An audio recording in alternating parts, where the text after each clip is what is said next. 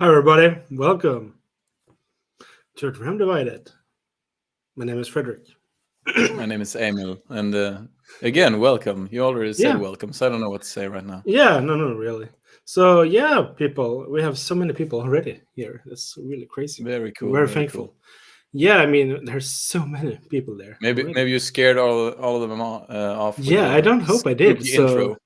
yeah, there's so many things to say even before we start. This one, we just want to say hi to all the people here so far. So, we have Whiskey with Molly, we have Lee J, Greg, we have Frederick, Whiskey Novice, Jim, and yeah, James is here as well. Nice. So yeah, I mean, thank you all All for the cool being people here, are here. and yeah, and all the people that got the samples as well, because this was a special thing we wanted to do with something Yeah, very special. So yeah, I mean, especially for the people outside Sweden, this is something like a one, maybe once in a lifetime you can actually try. Rare Swedish whiskey from a closed distillery. Also, Jeff, and we also have Niklas here. Hey, guys. Nice to see you guys here. So, yeah, I mean, this is it. This is probably the most serious thing we have done, and we are so good prepared for this. So, it's yeah. crazy. Like 5 minutes before, we were like, okay, we can do this. We can do that. But yeah, this is going to be Yeah, great. So, yeah. So, Emil, how are you doing? yeah. I'm fine. I'm finally ready. We had some technical difficulties going into this, and Yeah. some other difficulties as well. So, I shouldn't have but told you. I shouldn't have told you. yeah, Emma's it would be. voice was weird. His voice recorder was Yeah, really weird. So he sounded like someone on witness protection. yeah. You know when they lower the pitch Yeah. of your voice. So yeah. So when I joined the live stream or the studio, my voice Mm. was really, really low. And if Frederick hadn't told me, this might have been a very fun stream for everyone except me. I probably thought maybe you're even taller than you already are. Yeah, maybe. Yeah. But now we're Yeah. all set and ready to go. The whiskey Yeah. is poured into its glasses here. I Yeah. hope I haven't mixed them up, but you never know. I put the numbers there as well, so it shouldn't Yeah, be a you problem. did, but I Yeah, can no. mess up. So, for you who are just wondering, what is this? This is from a distillery here in Sweden called Bergslagen. It's also an area or a town, I think, also called Bergslagen. The thing is that this whiskey is not made by Bergslagen. They have not produced this one. They have only blended this one. For you who do not know, because this is actually from another Swedish distillery that's called Grythyttan. And that is actually a closed distillery here in Sweden, believe it or not. So that's very cool, actually. So this is like our Port Ellen, you could call it, or whatever. Yeah, but seriously, it is Greg, yes, Port Ellen.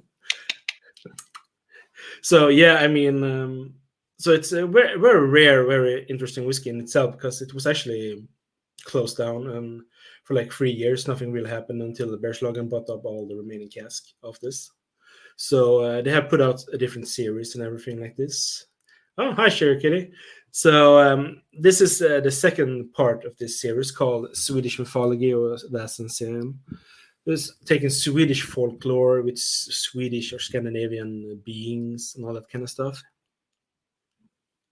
And it's an interesting thing, actually. Some of these creatures or whatever you call it, I actually didn't even know existed. So it's quite an interesting thing. Some of them I do know about. Not that I've seen them, at least as far as I know, in the woods. Have you seen any of these? Yeah, all of them. I Yeah, know them personally. yeah.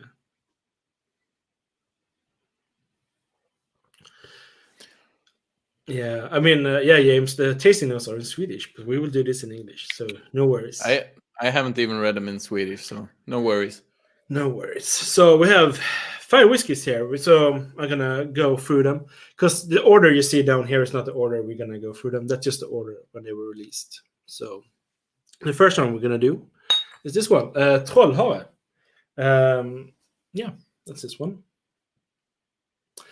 and that is a brandy and sherry cask. These are not cost range in any way. I think I wrote that in another video that they were going to be cost range. They're not, just so you know.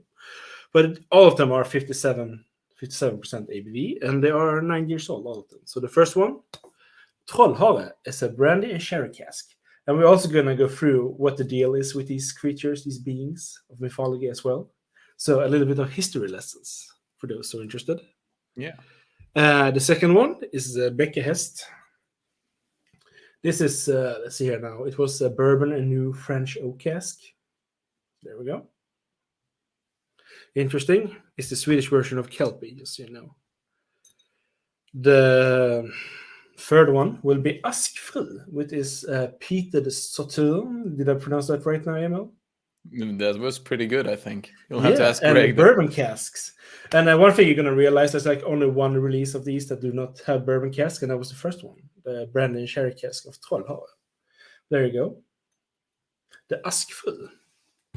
Fourth one will be Gast. I know Greg liked this label a lot. And that is peated cognac and bourbon cask. Quite metal, isn't it? Very metal. Yeah. And the last one was actually the first release they did. Varulv, which is peated Madeira and bourbon cask. Yeah. So they're all 57%. They're all 9 years old. So they're the oldest release from this distillery, or from Bergslagen and Grythyttan, for those who wonder.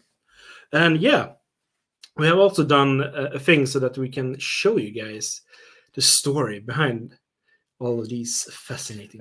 Whenever Frederick says we have done something to show you, he means he has done something. Yeah. I have done nothing in preparation for this episode. Frederick has done much work. You have, yeah. But before we go to that, I just want to say a few things. I want to thank 3 people so far. I want to thank Greg, Antonio, and Andrew. Greg and Greg's Whiskey Guide. Please check him out and give him a like, a sub, and all that love. Antonio from Whiskey Quest, please do the same. And Andrew from Prestige Liquids. We did a challenge, a re-challenge of a thing we did way back when we started this channel. And these guys actually followed up with it. That was great to see their videos. Unfortunately, we're really bad at commenting. I'm just going to say that right out. But we have watched them. We have given them a like. And please watch their videos on the 250 euro challenge that we did. Please. It's a lot of fun, inspiring people who are starting their whiskey journey. Yeah. Just, Indeed. So people, now everyone is wondering, can they not get started so we can start drinking? Get on with it. Yeah. Let's see here. I think we can do it like, let's see. There we go. Trollhare. Let's see here. If we just do like this. I'm sorry, I'm really bad at this. I should probably had. Yeah, we can do it like this. Share. Just wait. So we just have it like this. Sorry, people, for the suspense is killing me. Yeah. What's gonna happen? Yeah. Let's see here. Sorry, people. I'm just had to. Can I remove? We're just gonna do this, Emil. Sorry, people.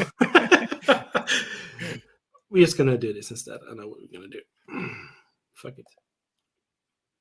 Okay. These things happens. I'm not an expert in everything. I thought this was going to look cool, but apparently it didn't. So let's see here. Sorry for this inconvenience. So apparently I can't do that. I don't know how that works, but still, we are gonna. We'll make it work. Yeah. Yeah, we heard Greg. That's okay. Yeah, there we go. Yeah, he's gonna have a live stream. It's okay, Greg. We understand.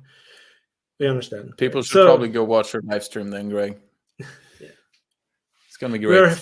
We're thankful for you being here, supporting us, Greg, as always. So we're gonna start with the first one, people. The first one.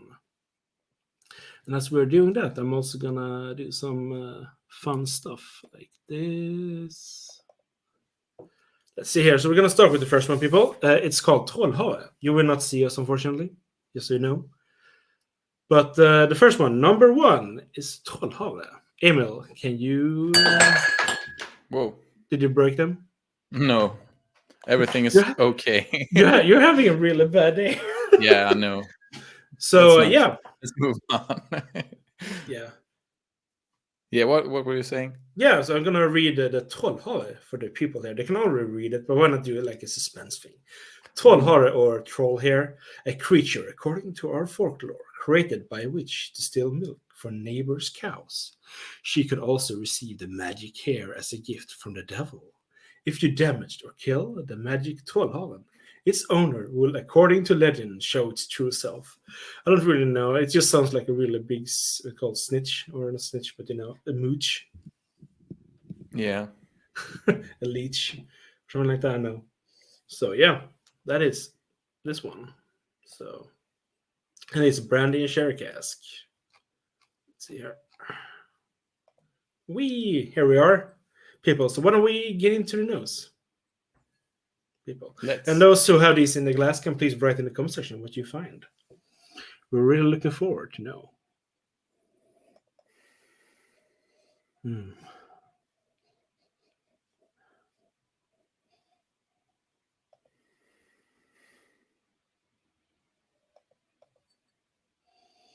Oh, God damn it, this is good. Yeah. So for you guys who have sampled this, please write in the comment section what you find. I would be very honest, I haven't drinking alcohol for like 1.5 months actually. Since our last live, believe it or not. So, but you can definitely feel the sherry notes here. Yeah, of course. The brandy as well, as I think. Yeah. But the sherry probably overpowers it a bit. Yeah, so whiskey with malts says burnt sugar, vanilla, butter, pastry, sweet dried fruits. Did you say fruit for sure? Yeah. Yeah, definitely. I mean, the burnt sugar, definitely. Of course, yeah. It's buttery. We can really feel that buttery. Like I would say, like cookie dough or something like that. But like pastries is the same thing, I guess. Dried fruits and grapes.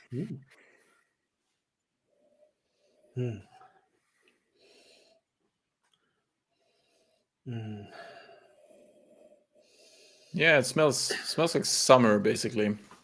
It smells wonderful. Yeah. I would even go further to say, a little bit dark chocolate, maybe.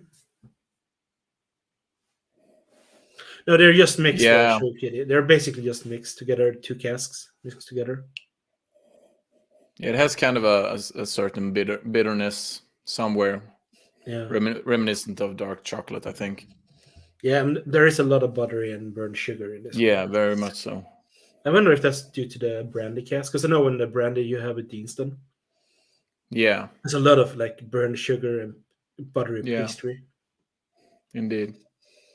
And also some nuts, mixed nuts or something like that, some nuttiness to it. Yeah, I was thinking almonds earlier, or like almost like marzipan. Yeah, marzipan. Yeah, definitely. Yeah, it's 57%. But I also think there's a hint of like freshly cut grass. Yeah. Very, very good. Very, very good. So, yeah. And it's looking beautiful as well. Yeah, it is. Yeah, it probably is. I'm not sure, Sugar Kitty, actually. The thing is that I haven't really found anything on that. I don't know. It's just mixed together 2 casks. So, they probably have water down, maybe. Hazelnuts might be more accurate, yeah. Yeah. Yeah, I can see getting stuck on the chocolate. Yeah, I can see that. Yeah, it's nice. So, yeah, the nose is really good on this one. So, yeah. People, cheers. Cheers. People. Cheers for coming here, for being here, watching, supporting us. So, thank you. Skål. Skål.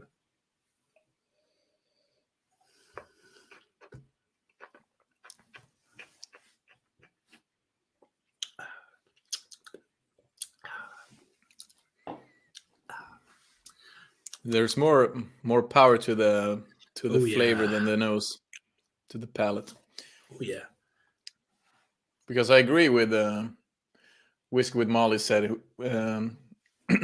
about not calling it at 57% on the nose. Mm.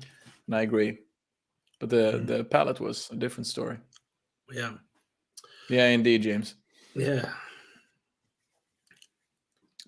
It's a very luxurious episode, Greg. We've done so much for this. No, it's just fun. I mean, the being able to share this with people, I think it's an opportunity, because usually with Swedish whiskey, I don't mean anything bad, but usually it's McNamara.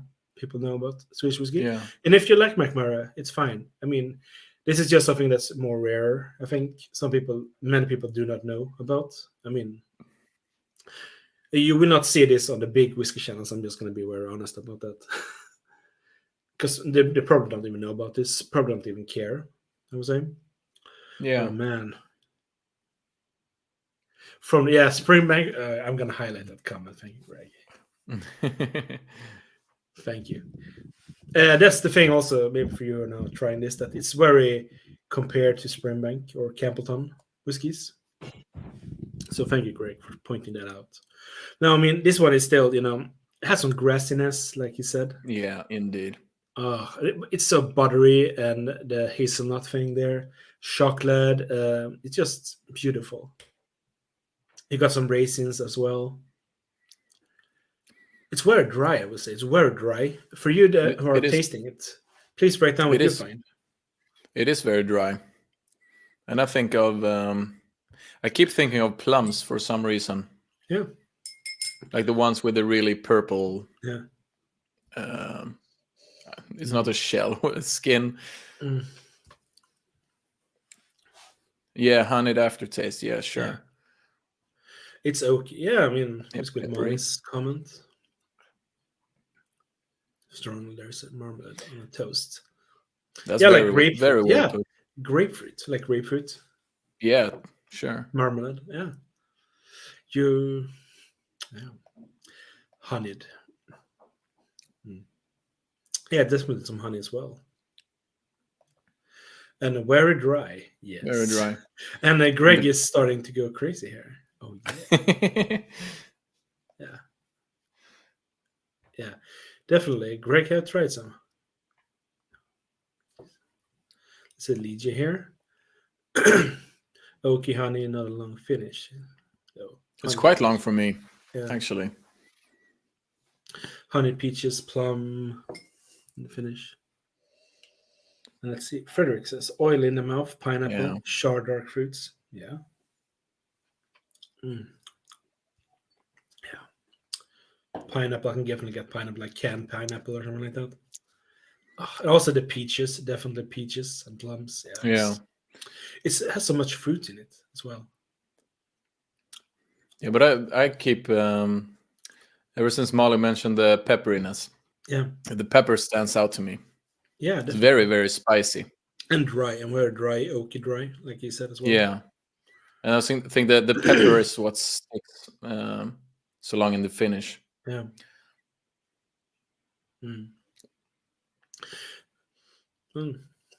That's really nice. So yeah, we're not gonna go to the next one right yet. So please, people, for you who are trying this one, please write down what are your thoughts on this whiskey so far.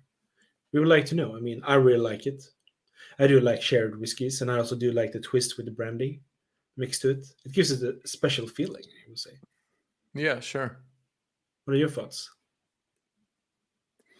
Yeah, I haven't had a lot of brandy cask whiskey. Basically the Deanston. So I don't know about that, but I really like this. It's not what I expected, though.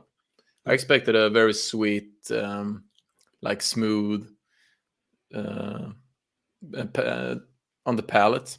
Yeah. But it's much more spicy and dry, and yeah, I really like it. But it surprised me on the palate. That's good. Yeah, that's true. It's going to do one thing. So keep the guest entertained, Emil. What did you say? Keep the guest entertained while I'm doing something. I'll do my best. I hope so. You're getting paid for it. So there we go. There we go. Just fixing things. So I think adding a bit of water sinks to hold the dram towards the brandy and away from the sherry. Okay. Okay, let's see here. Could we say a touch of gunpowder for the roof of the palate? Yeah, I've never tried. Yeah, maybe. I've never tried gunpowder, but maybe sulfur, I would say. Yeah, I think it's basically the same. Yeah. I think adding a bit of water sinks the whole dram towards the brandy and away from the sherry. Swings. A dash of reduces the spice honey and comes through more. Yeah. I did add the water to this one actually. It's, but I can also understand what you're saying about the skin from the plums. Yeah.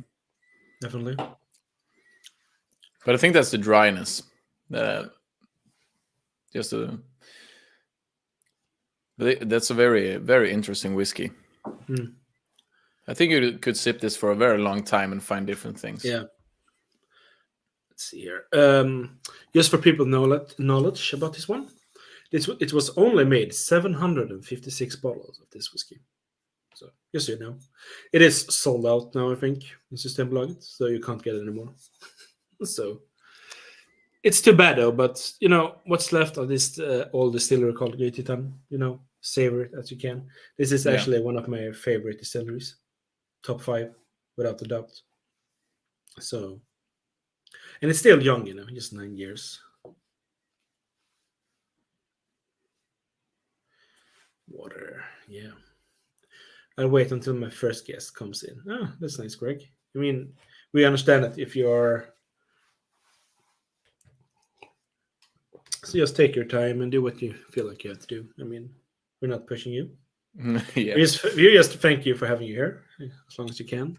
Your knowledge and expertise is always welcome. Exactly. Yeah. It's good. I like this. It is very good. We were talking a bit before, in the few minutes we had together before the live stream started. And you mentioned that you thought this one would be highly ranked at the end of this. Yeah. I mean, I do like sherry, so... Yeah, sure. And I think it's an interesting combination of casks. Yeah. As well. And the nose was very, very promising in that regard as well. Yeah. But I think it differs from a lot of this, especially the sherry whiskeys I've tried before. I mean, I would like to ask the people here who are not trying it. I mean, if you will get this in a blind tasting, would you actually think it is from Sweden? Or where would you place this whiskey? You know, would you think it's a Scotch or word whiskey for you not trying it? If you understand my question? It is the first and it's good. I'm looking forward to the rest. Yeah. Yeah, I mean, but still, I'm wondering if you guys would have this in a blind tasting, would you actually be able to figure out this is not a Scotch whiskey?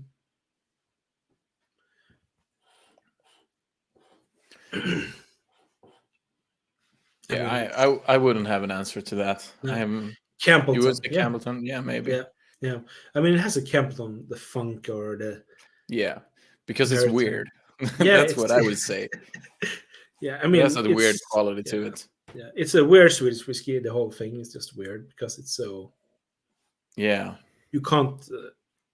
I mean, I know 2 people outside Sweden, or they do have them. That's because I gave them bottles. That was Greg and Dominic. Guy who've been following us. Who have a bottle each of this. Not of any of these, but some other ones. And I mean, they are... Definitely wouldn't say Scotch. I think it's so different from anything I have tried from Scotland. Okay. It's great to know. It's just interesting. I mean, so yeah, I was gonna try a little bit more. So I'm really enjoying myself with this one. Yeah, it is very, very good. Yeah. And the water did actually add quite a lot to it, or reduce things from it, but you know what I mean? Yeah. Enhance the experience, I would say. Yeah. That's good. Let's see here. I was gonna... But I'm very excited to get into the rest of these as well. Yeah, I mean, it's gonna be interesting. I mean, it's just fun to share this, you know. I mean, I'm just happy that people are willing to do this. People were like, "Oh yeah, free samples. Let's do this." No, but I mean, it's great to share this. I mean, yeah, sure. Yeah. Wow, chocolate shines. Oh no, it does bring to mind to a like 7-year-old. Plug them back in. Plug them back in. Which one? I don't know. No, which one should we plug them back in? Are we lagging or something?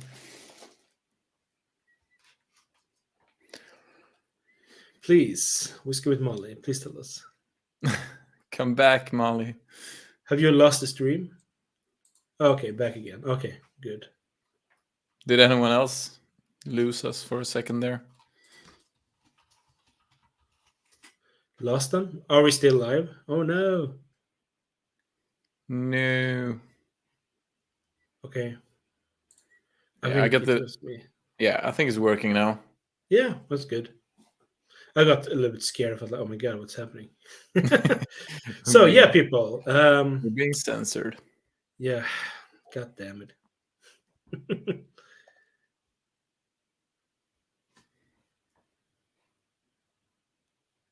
So yeah, let's get into the next one. Yeah. Is everyone ready? Is everyone ready? Let's see here. There we go. Let's see so I get it right. There we go. So then we have Bäckahästen. This is, you could basically say this is the Swedish version of Kelpie. Bäckahästen is a well-known creature being in Swedish folklore. It's an insidious predator in the form of a magnificent horse that roams ponds and bays. In every human encounter, it will try to lure you on its back, where you will get stuck. And then Bäckahästen will gallop down into the nearby water and drown you. So it's a very horrible creature. Apparently, it does like doing this with children, apparently. When I did some research. Yeah, this used to scare the crap out of me when I was a kid. This was one of the few. I don't know if I've ever heard of. Yeah, of course, the werewolf and the ghost or Gast. Yeah. I've never heard of the magic hair, the Trollhare, or the Askfru, whatever that is. No, me neither. But the one I heard the most about when I was a kid was Bäckahästen, definitely. Yeah, me too. I mean, in my hometown, we have actually a statue on this in a cafe on a restaurant, actually. A place called Bäckahästen, actually. So yeah. But I do know that the Scottish or Kelpie, or that called Kelpie, is more like a good horse, or like a positive thing. This one is the opposite. This is just nightmare fuel. Yeah, yeah. Like you're told as a kid, like if you see a horse near a river, it'll look all nice, and you'll jump on it, and it'll drown you. Yeah. It's like magnificent, thanks. And for no fucking reason. Yeah. So here's the label. So Bäckahästen is a jerk. Yeah. So this is bourbon and new French oak. There we go. You already said the label, but he's going to show you, so you know. So a horse with super glue. Exactly. The comment of the day so far. The mystery has been solved after all these years. Yeah, it was super good. Yeah. So yeah, Greg, the labels are very beautiful. Yeah, and I can actually tell you that all the labels are made by a tattoo artist. I don't know his name, but if you go into Bergslagen's website, you can actually find the name of him. He's a tattoo artist. That I do know of. Oh, Andrew is here. Turn away. Good chat, guys. Unfortunately, I can't stay. Have fun. Yeah, Andrew, thank you for doing the challenge, and thank you for just checking in. That was really nice of you. Yeah. Cheers, Please Andrew. check him out. Please check him out from down under. So, people, the glass, what I have in here, it is quite dark. I mean, but it's new French oak, so I would guess the new French oak do have quite an impact on it. I think they all look pretty similar in color, I think. Yeah.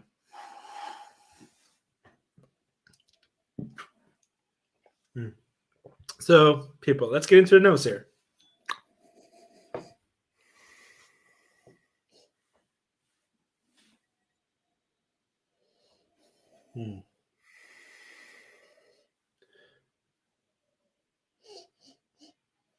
I'm getting salt first and foremost. Okay. Like salty popcorn. Yeah. I get like sawdust or something like that, you know. Yeah. Fresh cut wood. Yeah. Like white pepper. Yeah.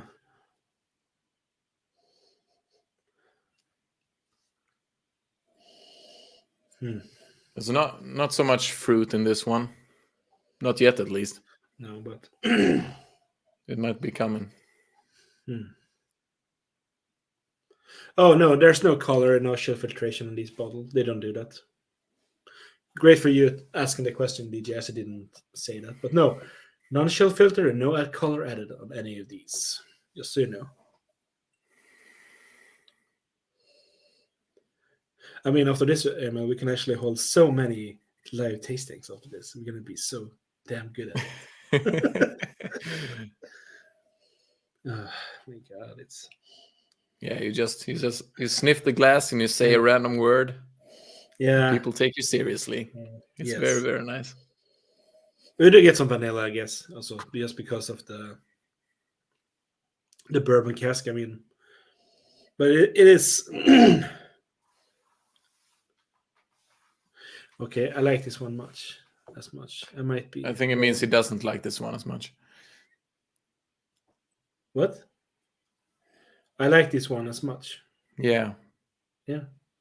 You like it? We'll see. Yeah. I mean, yeah, definitely have some like what's it called polka grisar. Yeah, like a minty. No, not hokey pokey. I have no idea. It's hokey pokey. Yeah, that's the New Zealand. No, it's. Can you just shut up? It's candy cane. Stop being so mean. Candy cane. That's what it is in English. Yeah. Yeah, it's basically mint. Sweet mint. Yeah, sweet and spicy walnuts or pecan. Umami. Okay. Unagi. Mr. Whiskey Shits. Hi. Hi. Cheers. Cheers, Mr. Whiskey Shits. He's part of the Livewire Whiskey. They do a lot of live. I'm not getting a lot of umami on this. Could you be more specific, Frederick? Yeah. Help me out. I mean, not you. I have no Frederick, idea. Frederick in the chat. Okay, sorry. Yeah, we always have that problem. Take care, Greg. It was nice for you being here.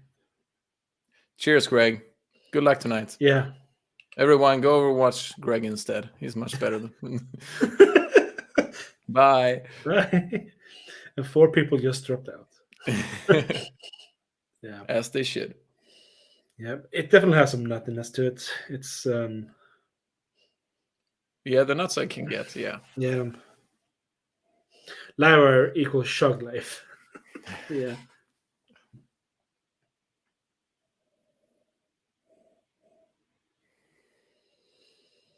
It also is like oily or fatty, I would say, something like that. Yeah. I think this one is like slowly evolving as I nose it. Meaty feelings. Some meaty feeling. Yeah, maybe a bit of like...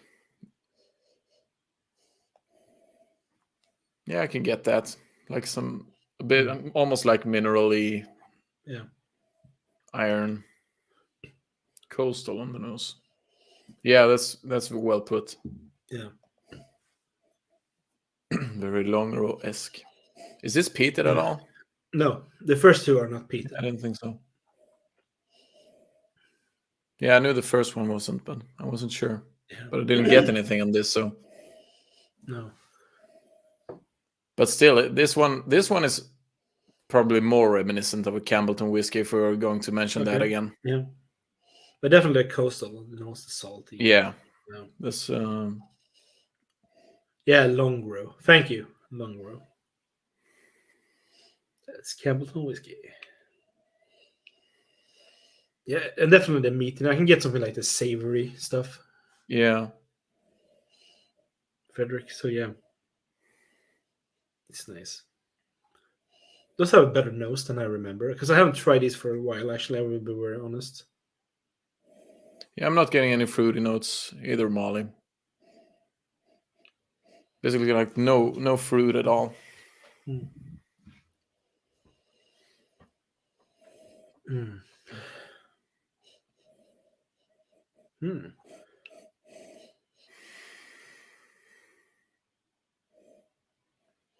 Bay leaves. Casserole. Bay leaves. Yeah. Yeah, something like that. I think a bit of almost Scallops. like Scallops. Yeah, that's basically casserole, I think. Yeah.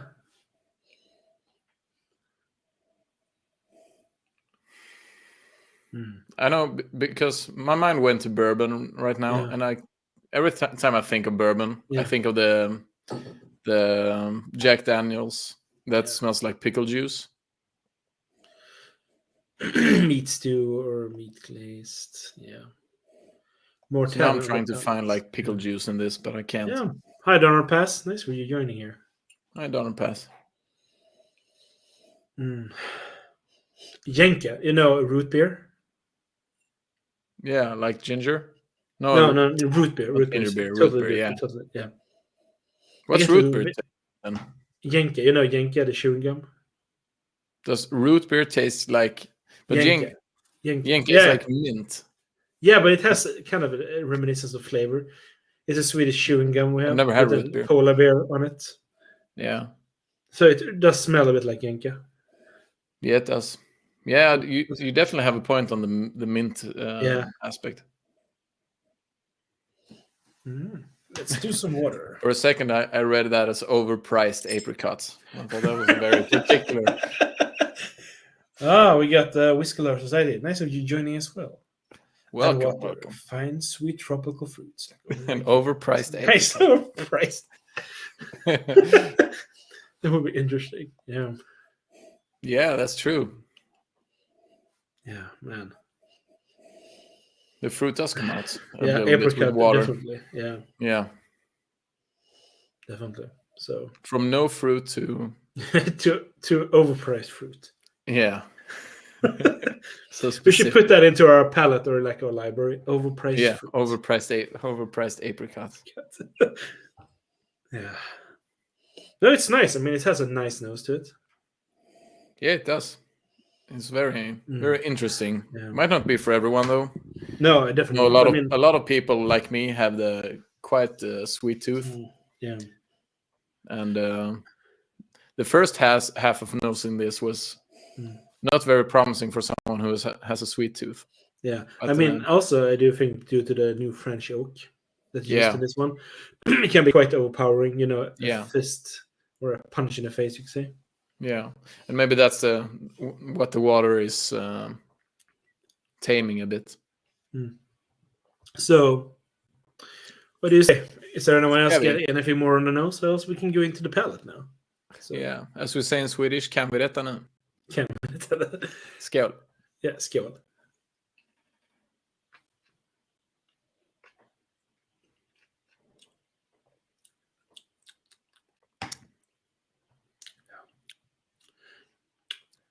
It's very spicy. It has a lot of spice and dryness.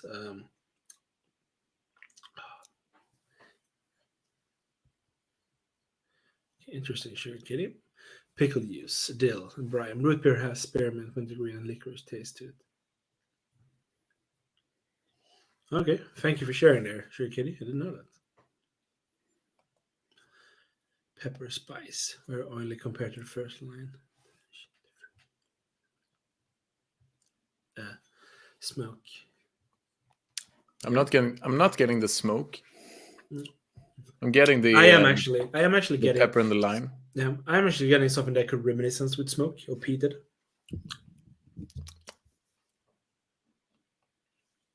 But it isn't peated at all, actually. But still, I can actually do understand what Whiskey with Molly is saying.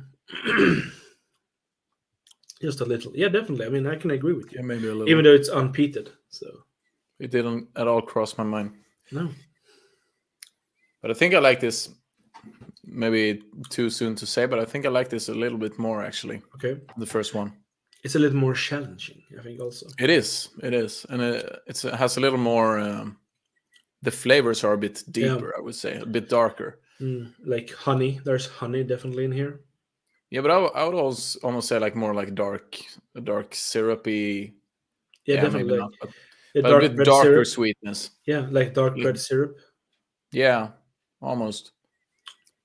And then it's pretty similar in the sense that it's quite dry as well in the finish.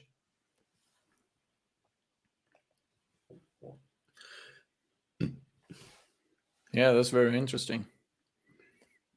Yeah. I really like this one.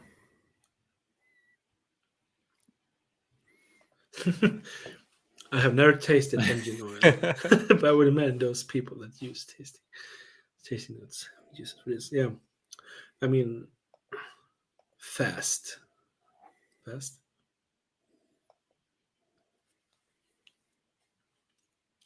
What's fast? I mean like speed, hurry.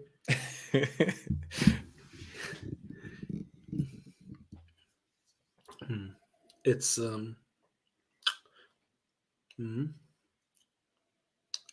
I mean, this is not something I would give to a beginner. No, definitely not. But then again, I would say the same for the first one. Yeah, That's not beginner stuff either. no.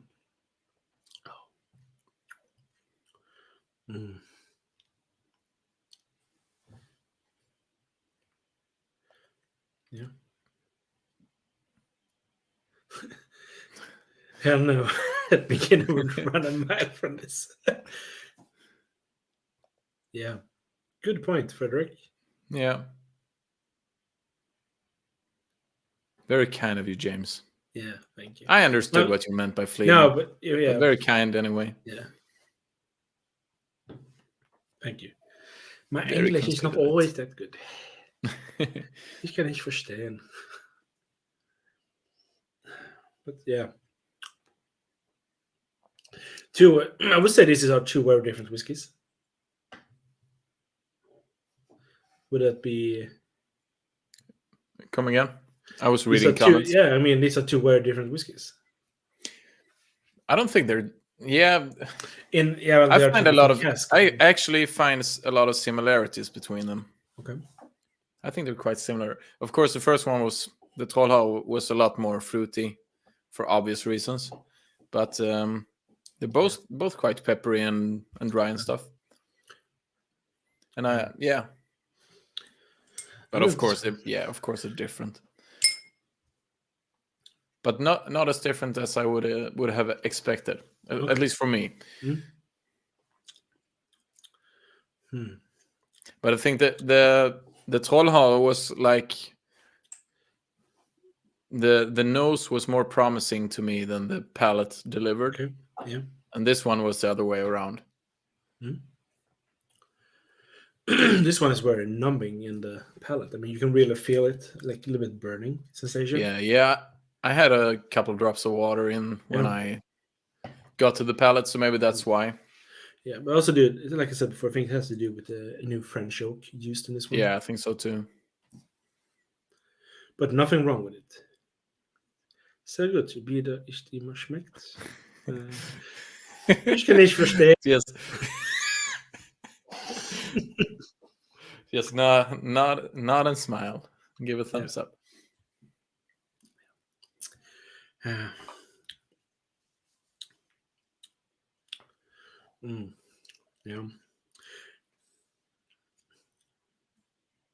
Interesting.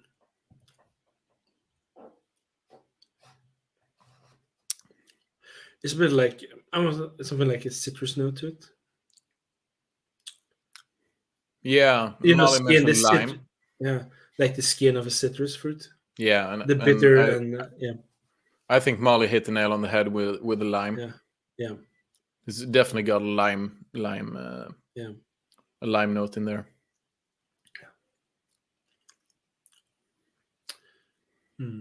Like the oil from the skin of the lime. Yeah. You know? Yeah. Also, I don't know why, but I get something like a herbal note to it. Sure. Someone mentioned bay leaves in the bay leaves. nose. Also, I don't know, thyme. Thyme. Yeah. Thyme. Yeah. Or sure. Maybe even rosemary, like the perfumey kind of strong. Yeah. Hi, Sheech. That's the bay leaf. Yeah. Yeah. We finally got there. Yeah. We're halfway there. Well, now we get a copyright strike just because we're singing a song. Yeah. Just you wait until we're finished with the next 57% ABV Yeah. Whiskies, and We're gonna get hammered. This, This one. this is gonna be a karaoke stream in an hour and a half. You're gonna pick up the guitar. We're gonna have a lot of fun. Yeah, have a sing along. Light a campfire in my in it's the gonna room. be awesome. It's gonna be awesome.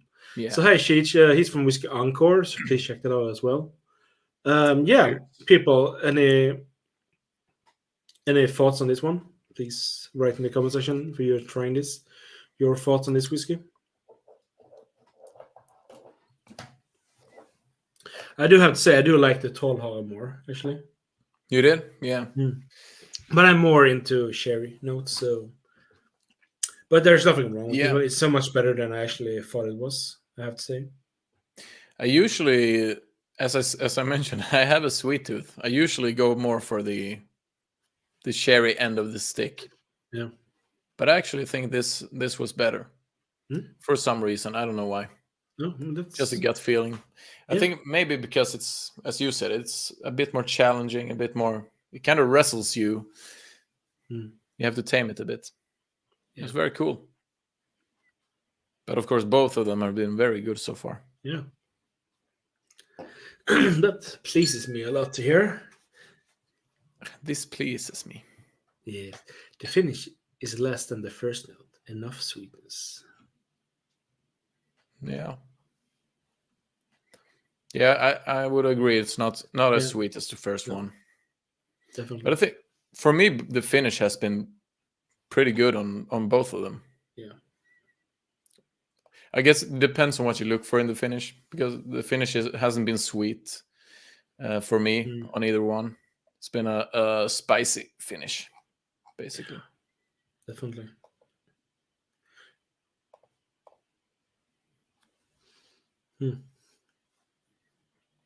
So yeah, just waiting if anyone else is going to write some comments what their thoughts are. Yeah. Yeah. They are into. Yeah, I agree with Molly. Yeah.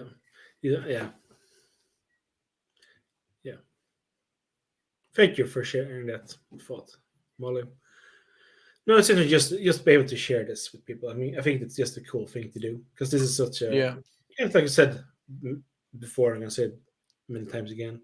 It is a rare thing to try from Sweden, since they don't sell it outside. So, which is still actually it's a good thing, because they don't do so many bottles on each release. Yeah. So that would have been,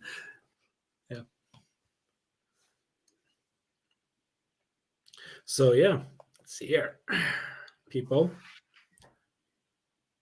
Gonna do this. Delete only. And now, people, we are gonna go into the next one. Actually, are you ready, Emil? I am very ready. Yeah, it's good to hear. It pleases me a lot. So, the next one is the following one. Let's see here. Askfru is a peated Sautern and bourbon cask. Did I get it right? Yeah. I mean, I'm learning. Yeah, you are. Askfru, a malicious female being. As the name implies, she lives in the old ash trees and is protector and the soul of the tree, and her life is tied to the existence of the tree. If the tree dies, she also dies. If you damage the tree in any way, Askfru will make you very ill. In order to avoid being haunted by Askfru, she had to be appeased with sacrificial rites on Askfru Day. And I'm like, what day is that? I have never heard of Askfru Day. No, me neither. So that's the word. Hi, Dominic. So yeah, never. Just gonna bring this back. So it's very, and literally the translation is ash wife, like ash as in the tree, and wife as in frun is wife, or like ash lady maybe. Thank you, Whiskey with Molly. This is so much better version game set. Yeah, thank you. And hi, Dominic. So nice of you seeing you joining here. Yeah. So let's see here. We got the Askfru here.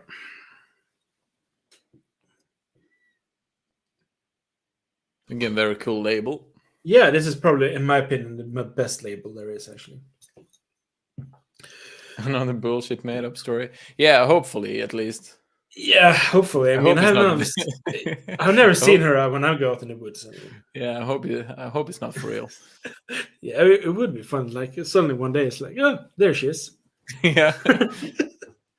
Oh, hey kids, look over there. That is Askfru. Hi. I mean, maybe we don't know because it's better to let that way. Then we don't have to live in fear. True. Yeah, so. Maybe. So Yeah, this is one of those I've never ever heard of. Yeah, exactly. The first one and this one, no, never heard of them before. Yeah. Or maybe they just run out of mythical creatures to do on the labels. Yeah. I just want to mention, like, because I don't think we had the Trollhare. The literal translation is I think they mean magic hair, right? Not troll hair. Yeah. And the Bäckahästen is literally the river horse. Yeah. Just FYI. So for Dominic to tell you, each bottle of these cost 100 euros when they were released. And that was just for 50 centiliter, half liter. So yeah, they were quite expensive. But in my opinion, they're worth it. I mean, I do collect them because it's a close Swedish distillery, and I do like the history behind it. And beer is made of standard in the whiskey. Yeah, but the thing is that these are stories that are part of our folklore. Yeah, so they're not. Yeah. Yeah, yeah, exactly. Let's make that clear. It's not like they invented this mythical being. It's an actual mythical being from Sweden. Just we haven't heard of it. So a few hundred years ago, people were actually scared. Like, crazy about these. Yeah, and as we said, the Bäckahästen, for example, is like when we were young, just 20, 30 years ago, we learned about the Bäckahästen, you know. Yeah. So this is actual Swedish folklore. It sounds like a legend that could be associated with the malört. Probably not a good thing. I mean, the malört is, depending who you mean. My stepfather loves malört. He loves a lot of besk, as we say it, schnapps. Yeah. Yeah, I mean, it's not for me. It's not for everyone, but I mean, he likes it.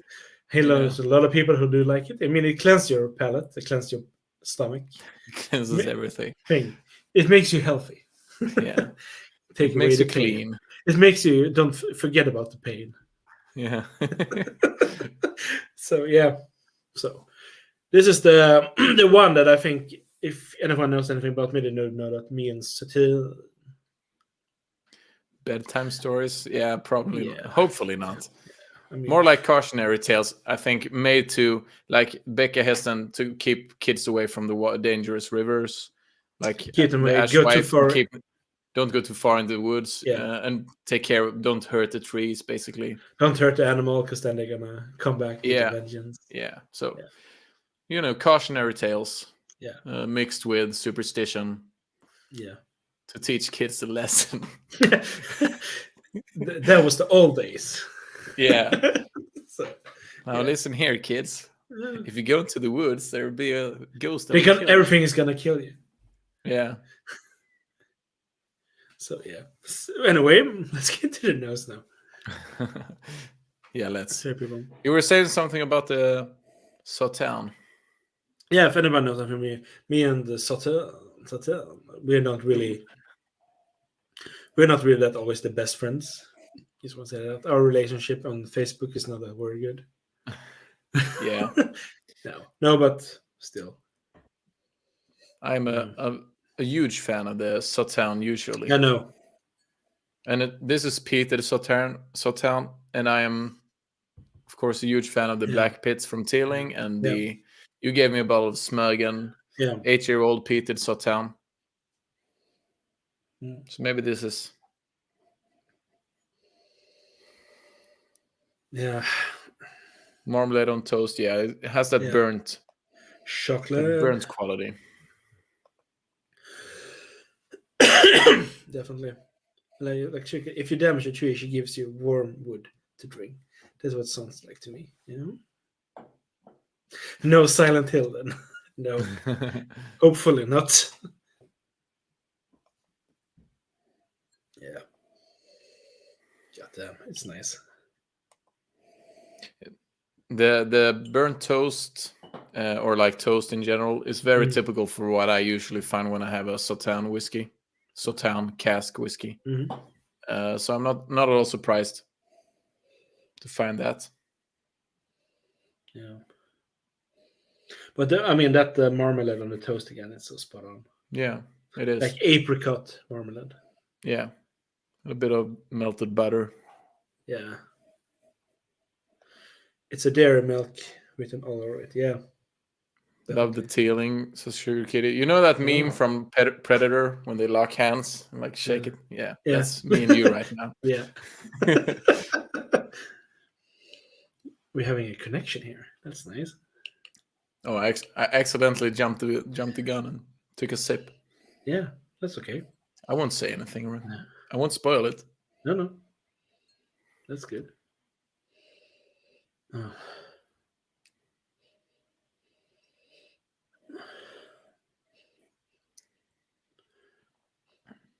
Cardamom, I would say.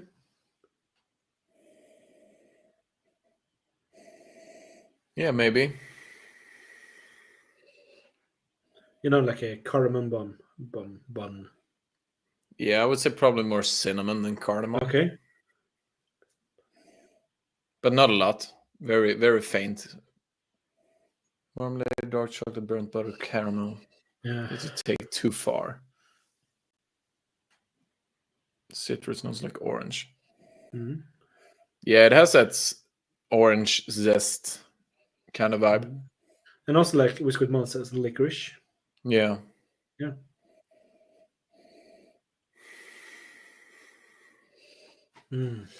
Lovely. I'm having a good time. It is. Mm. I have a feeling this will be my favorite out of all of them. Yeah. There's a bit of hay as well in there, like a bit of a dry grass. Yeah, barn farm-ish vibe. Yeah, definitely. I can definitely agree on that. Which I also think is quite typical for Sauternes. Yeah. Left in a sauna with a bag of tobacco. Very specific. Okay. But the tobacco is, again, spot on for me. Yeah, definitely. Also, vanilla. Like those sockerbit or that candy. Yeah.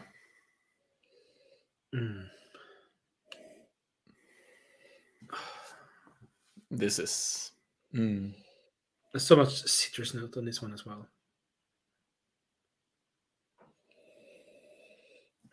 It's actually much better. This has it all. This one has it all. Okay. It does get better and better. Yeah, I really agree. It has a vanilla wet woody note, definitely. Yeah, no. I poured this an hour ago. Okay. Yeah, so did we. Yeah. It has kind of a wet forest floor. Yeah. Walking through a damp forest with a mossy, where the ground is mossy and wet and nice.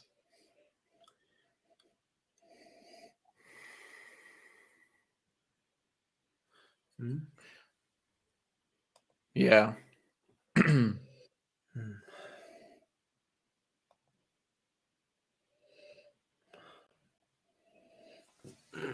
I think this one is just. We could be here all night. I think we have to move on. This is so amazing. So, what do you say, people? Cheers. Skål. Skål. Skål.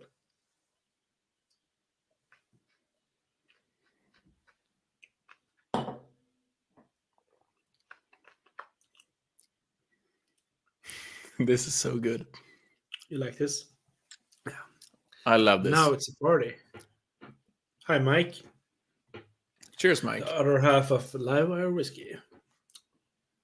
Seriously, this is... Very pine sap almost. Yeah. It has this syrupy notes, definitely. Yeah. Yeah, marmalade, sauna, and tobacco sounds like Saturday morning recovery after a Friday night with a group of... Yeah, that's true.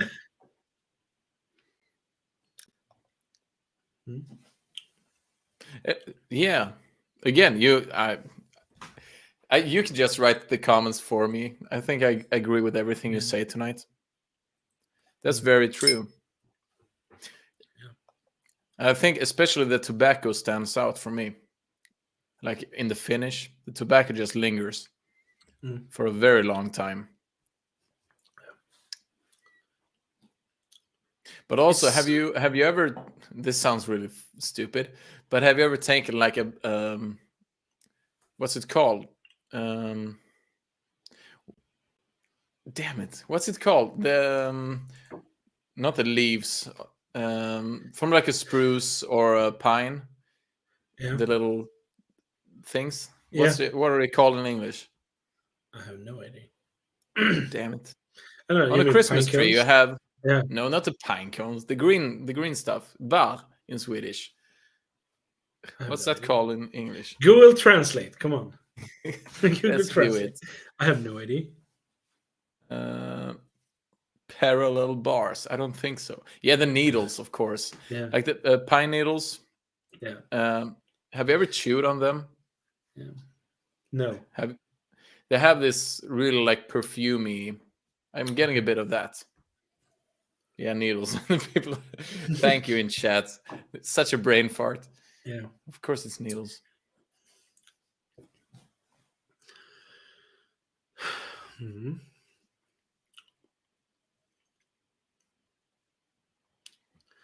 That's my sauna. Sauna note. Yeah, you mean the add water, the tobacco really stays. Let's try it with some water. Yeah. I mean, you have This to is get some tobacco. this is my way of adding water because I don't have the equipment necessary. Is it a Karen moment? A Karen moment? I don't know. Yeah.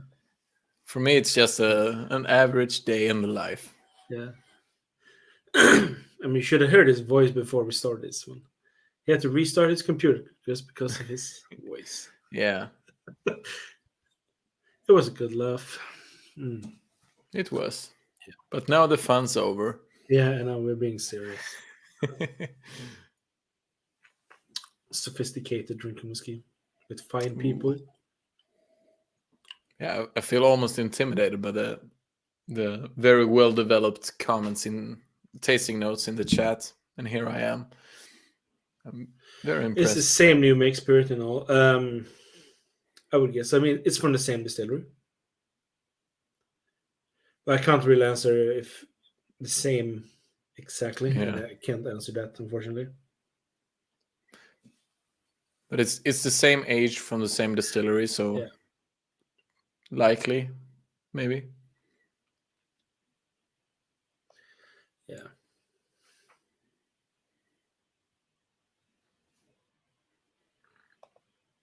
Turpentine, yeah. Mm-hmm.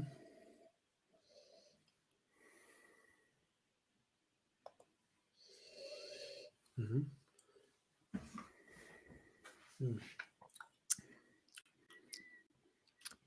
I mean, this one is not that bad, actually. I mean, when I tried it first time, I wasn't that impressed by it.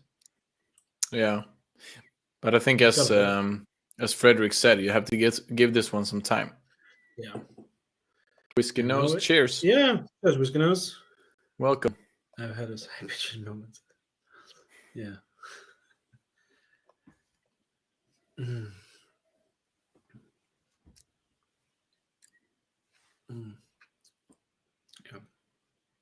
Yeah, this is. I can see that you're like. Yeah, I'm blown away. I'm having a. You're having a moment. You mean what was his name again? Dustin moment. Yeah. I am. This is fantastic. For you who are trying this one right now, please write your comments or your thoughts on this one. Yeah, like on the closing statement. Yeah, your verdict on this one. Or judgment. I mean, this is... Yeah. Just want to say to everyone in the chat, we have 12 people here. So thank you so much for being here. I mean, I think that's a we're new so record, thankful. right? Yeah, I think the 13 people we've been having up, so that's really cool. That's very I cool. mean, that is like, thank you so much. And now it's just 9 people, just because we said it. Nope. Drops like the flies. Yeah. No, but thank you so much for all the support you have given us so far on this journey. We're so close to 100 subscribers now. It's itching on my toes. Cool. Very cool.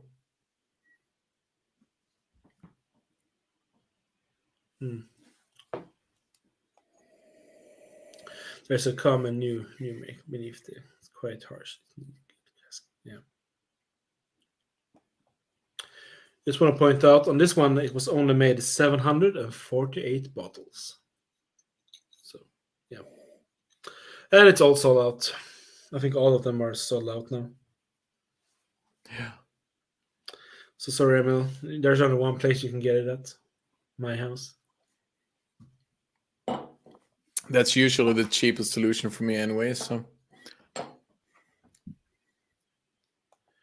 Yeah. Really appreciate you sending me these plans out to me, guys, enjoying it. Thank you. We're just happy to be able to share this, DJ, and we're thankful for you to actually enjoying it. It's a treat. You passed the 6-9 mark. Yeah, we're. That was some time ago, Dominic. But if we're close to 100 now. So very close. Very close. Yeah. And then we'll drop down again. We'll be very disappointed. There's always someone that's going to be like, no, there needs to be order. Order must be kept much. But we're thankful for all the love. There's like a blooper from the, I think it's from Suits or something. Okay. It's like an improvised joke between actors. You want to hear it? You know how knock-knock jokes work? Yeah. Yeah. So it's basically, do you want to hear my Nazi knock-knock joke? And it's like, knock-knock. Who's there? And then he slaps him and says, "We will ask the questions." Okay. I'm not I think that's such a great joke.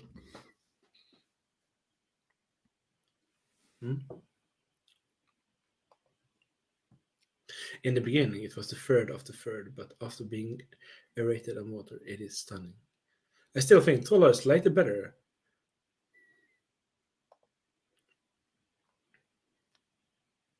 That's a good question. Do you know?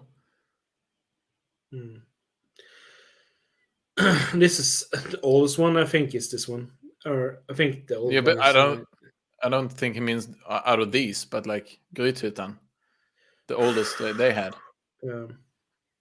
I don't know, since they don't exist anymore. All the barrels are there. Who knows? I mean, we will know. I mean, yeah, because they weren't well book kept. Keeping. Yes, we understood it. It wasn't that. Since lockdown ended, yeah, probably. I mean, the thing is also, DJ, that there is a lot of whiskey channels out there. Yeah. And we don't really put out content that much, since we do mostly live streams. Yeah. But I mean, to me, it's never really been about how many we have. It's just about the few people that want to come along and, support us, having a laugh, sharing their thoughts and love for whiskey. I mean, that's the most important thing, I think. It's just, Yeah. I would have to say, though, going back to the Askfru and how we rank them and stuff, I think it's interesting. Like completely, I'm the opposite way around from Fred. But not the opposite way around.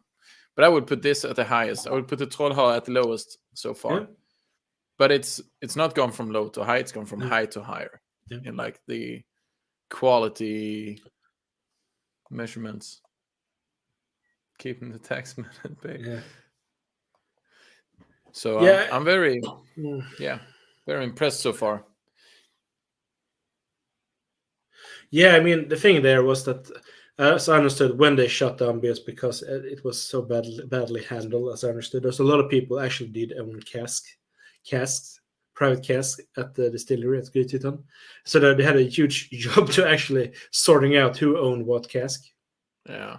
So there's imagine being one of those people. Yeah, I mean, you do pay. I don't know how much you pay there, because I know at High Coast, I think you pay 2,000 2,500 euros for a cask, depending if you want peated and what kind of you want And then they're sherry. like, Yeah.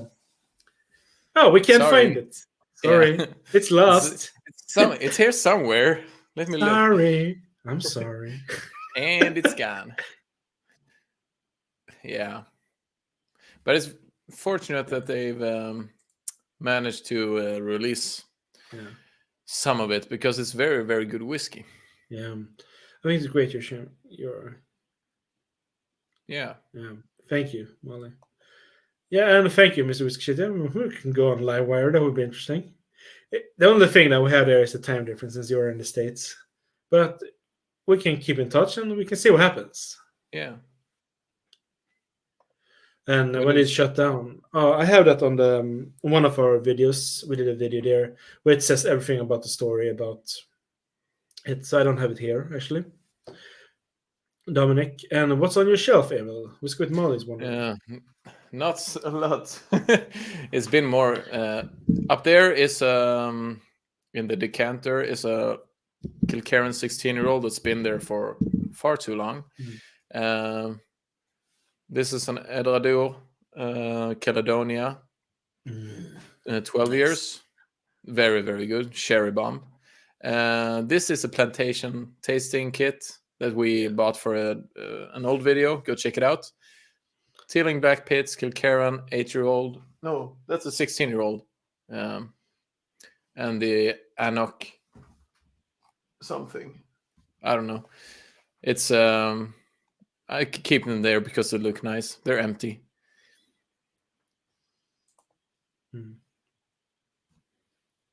I have all my whiskey tucked away in like kitchen cabinets and stuff for now. I don't even have a whiskey cabinet yet. But I am moving to a house in 2 weeks from this apartment to we have bought our first house. Yeah. So I will not have me a and proper... Emil. Not me and Emil, though. Just so you know. Are you breaking up with me? Is this how you want to do it? Yeah, me and my girlfriend are moving to a house. So we... I will probably have a better studio setup in a while. After we've gotten settled in, have a whiskey cabinet, you know that means, you all know what that means. That means a party at Emil's house every Friday, every Saturday, and pizza on Sundays. Yeah, with Netflix. So sure. Oh, if you can find me, you're welcome to join. It is a fine drum. Very and fine also, drum. I have a whiskey cabinet that will probably get me divorced. The things we do for not for love but for whiskey. Thank you, Adam. Hit the like. Thank you, Adam, Mr. Whiskey Shits. Thanks. Thank you. Me too. Me too. Yeah, I mean, it's been fun so far. I mean, I've really been looking forward to doing this episode. Oh no, we're not on Twitter. I have no idea how Twitter works. We're on, of course, on Facebook. But we're doing something wrong there, I guess. We've been talking about shows and something there, but we don't really do it. We're not the most active people in the world on social media. Yeah. Because we don't we don't care enough. I mean, we care about you guys, but it's just that we're lazy sometimes. We don't care enough about promotion yet, like getting our name out there. Yeah, we're just on Instagram. But maybe someday. Yeah, maybe. I would leave that up to you to do the Twitter. Yeah, maybe one day. We'll see. Like the OnlyFans. Yeah, I'm just glad Faye took it down his OnlyFans. But you know what? I made some serious cash on that one. It paid for my education, Mike. It paid for my education. Anyway. Lick the like, lick it, yeah.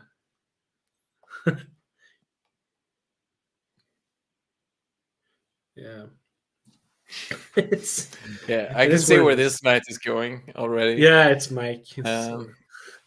I have to take a 5-minute break. Yeah, 5 minutes?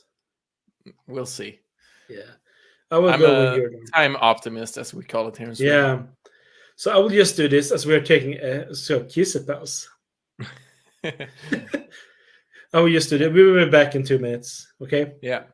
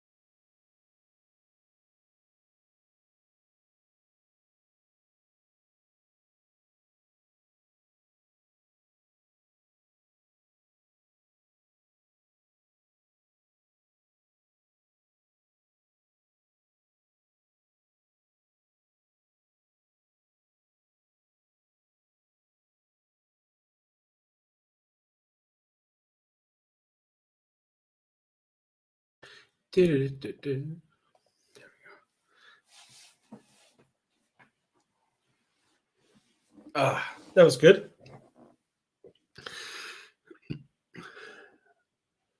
Okay. Time for a shit then. And no, just drinking too much water. So Curious Paul gave the Highland Park Cast Range 2 a good review, but last night, how did I have no idea what a Curious Public is, if I should be honest. Or maybe I should know. So yeah. That's good. I'm just gonna sit down a little bit. Try one of them. I keep getting cow damn error in a goddamn error in Photoshop. Okay, Mike. This is good. Right now I'm just trying the first one, the Trollhare, because I did like that one. Good. So yeah, people. And we're back. Oh my god, he's back, man. Oh man. Oh man. Oh man. I have a story. Speaking of bathroom breaks, You have a story to tell about your bathroom break? No, not about mine. A friend of mine, when he was, I think it was like getting. In Sweden, we have confirmation. It's called, or getting confirmed. It's like a church education thing you do in your teenage years, late teens. And he was, I think it was during that. He won't watch this, so he can never correct me. And they were going on a skiing trip, and they were riding the bus for a very long time. And then they stopped at like McDonald's or something, and he ate like a lot of food. And then the bus kept going, and he got a bad stomach, and he basically stank up the whole bus. And everyone was like, please stop the bus so we can send him to the bathroom so he can come back. He went to the bathroom. While he was walking onto the bus, the driver of the bus says in the microphone system, "Wow, you're looking light-footed now. Like, have you lost weight, basically?" Okay. It's du ser lätt ut, he would have said in Swedish. Yeah. You're looking light. Yeah. Yeah, relieved. You have relieved yourself of your burdens. Yeah. So yeah, confirmation. Or what's it called in English? I think when the bus driver calls you out, you have to reconsider your life choices.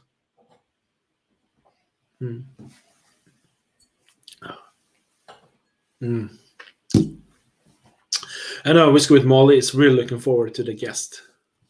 Yeah, so am I.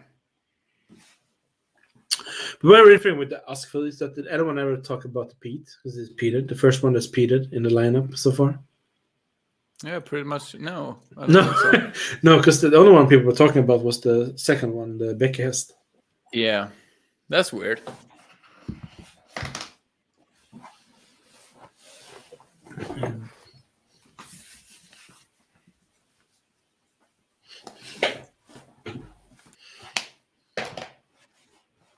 And never eat a banana if you never had one in 10 years, okay? It sounds like there's a story behind that one.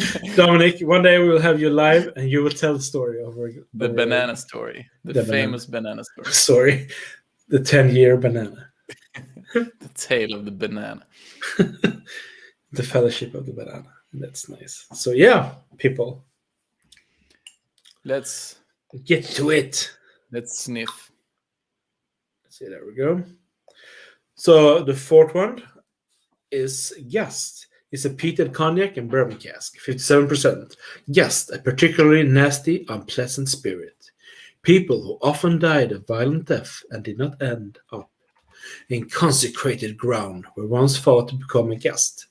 It is a nocturnal creature that in a diffuse form could Gast hug a people or weigh down the load on a horse-drawn cart, so that the horse could not move and you could also hear their horrible screams at night.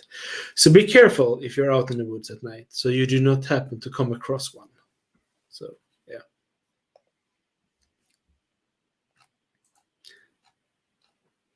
There we go. There is another word, an English word for this one. Was it like a wrath or a ghost or a ghoul or... Yeah, I would probably just say ghost. Yeah. I don't know.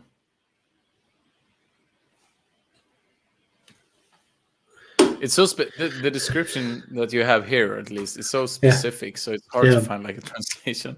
I mean, the translation is right through the website. Yeah, I know, but I mean, based on that, it's hard to find like a direct translation into English for the word. But if someone told you like what's gust in English, you would say ghost, definitely, or maybe like poltergeist or something. Banshee, maybe. Yeah, maybe banshee. A mix between a ghost and a banshee, and a... I don't know.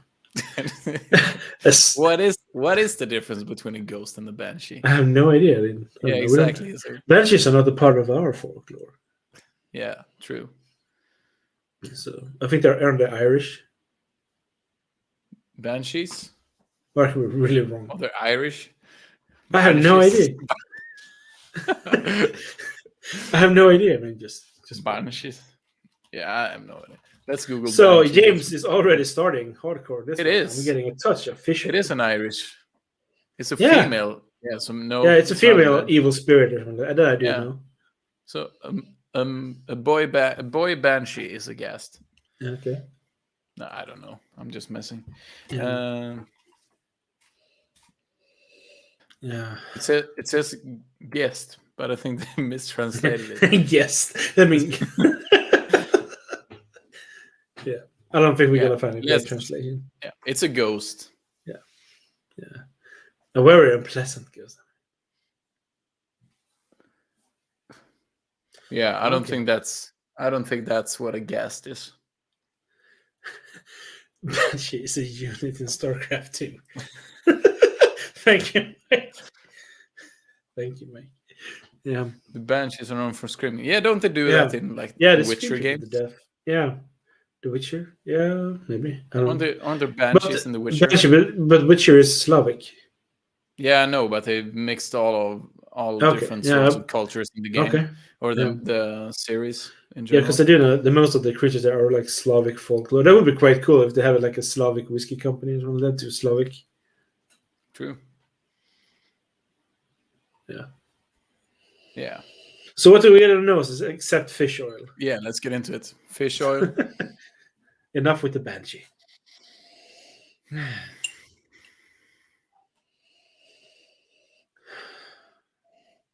Cherries. Mm-hmm.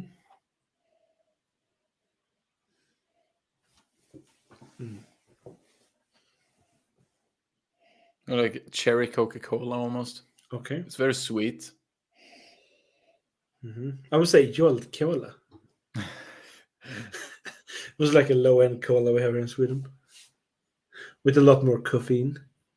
There's like a coffee note to this one. There is. I guess Molly thinks it's very smoky, I think. Yeah, I mean, it is peat. Sounds like you're getting a lot of the peat in your nose, Molly. Yeah.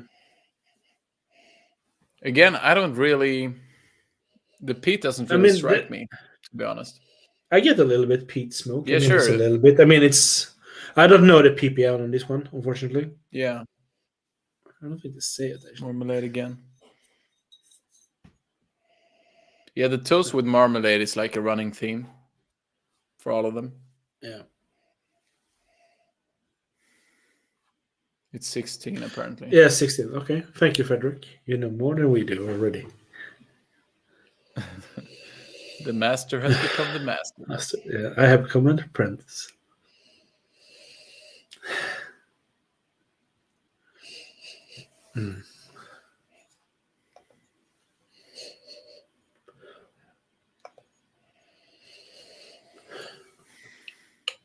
I get the feeling that this is like as someone asked before, the same new make or something, because they all have similar kinds of notes with slight differences. Isn't this a little bit like flowery and like flower notes? Yeah, sure. Like lavendel. Yeah, a bit lavender, sure. Yeah. I think the cognac is very prominent as well. So for those who are wondering, this is bourbon and cognac cask, and the cognac cask is peated. The bottles are from... Yeah, I know. Oh. That's just my alien overlords. Yeah. No worries.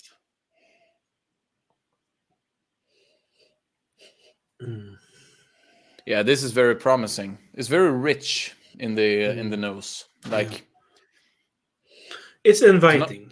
It's not so easy to like pinpoint, for me at least, a lot of notes apart from what we've already said, but it's very rich and it has a lot of depth to it. Blackcurrant, Ribena. Blackcurrant. I know what. Google it quickly. I mean, I can definitely get something like a dark berry there, definitely. Carbonated soft drink or fruit concentrate. Like blackcurrant juice, basically. Blackcurrant. Yeah, concentrate. Yeah, sure we have. Yeah. It's very very popular to make homemade, at least when I was growing up. But yeah, that's a very good point. Blackcurrant. Yeah.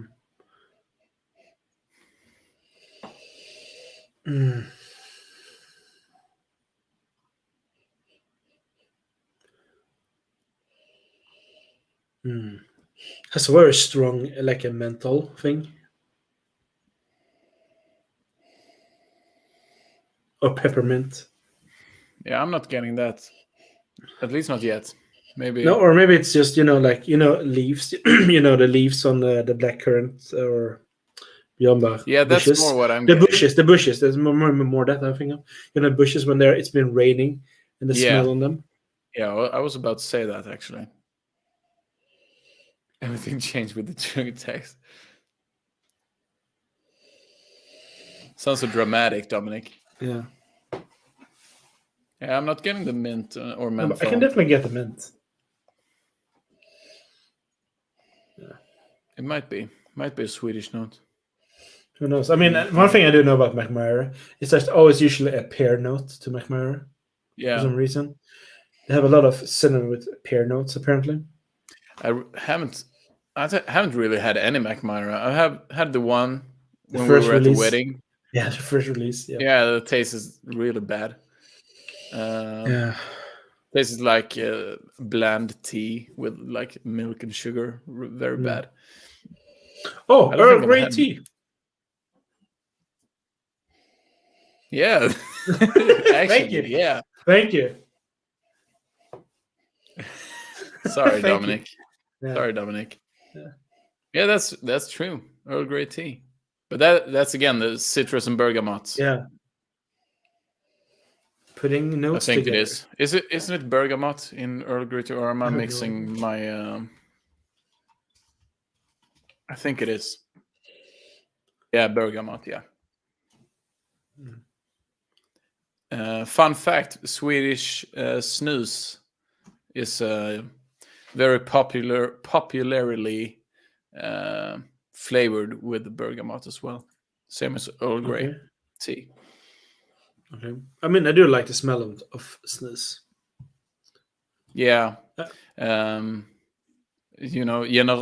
the brand. They are. It's flavored with bergamot. Yeah, I mean, whiskey with Molly. The thing is with McMara, I have not had the best relationship with McMara so far. I have not tried everything they've done so far. But I just think that I have not tried it like the limited releases. The one I've tried I have liked, or single cask, private owned bottle, or from casks, private casks. And those have been really good. I do like that McMara is really, innovative and really like to challenge, like the green tea one, Grante.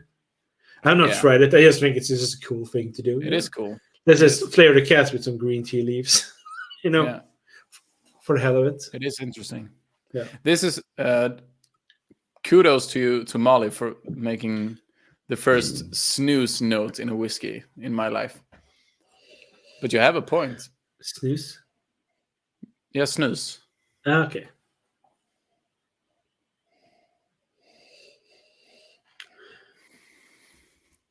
Can I send you? Oh, you have it. Oh, you have it. Yeah, if you want to. I mean, we don't say no.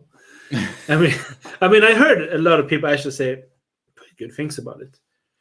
I mean, I have not tried it. I mean, I think it costs like 60 euros here in Sweden. And unfortunately, I will be very honest. For 50 euros, you can get a high cost buy. So, yeah, we can get in touch on Instagram. Definitely, that would be interesting to try. Yeah, this is very promising so far. Yes, it is. Should we? I think so too. Yeah, we can this. Yeah. Cheers, people. Skål. Skål.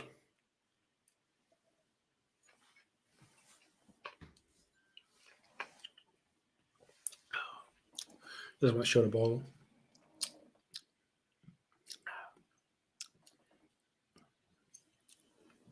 I'm getting more of the peat on the palate, definitely. Yeah. And it almost has like a cranberry juice or a lingonberry juice. Definitely, kind of yeah, like those wild berries, those wild red berries, yeah. Definitely. Yeah, the cranberries I can actually get. Yeah. And also the lingonberries, like you say. And lingonberries are, of course, very Swedish.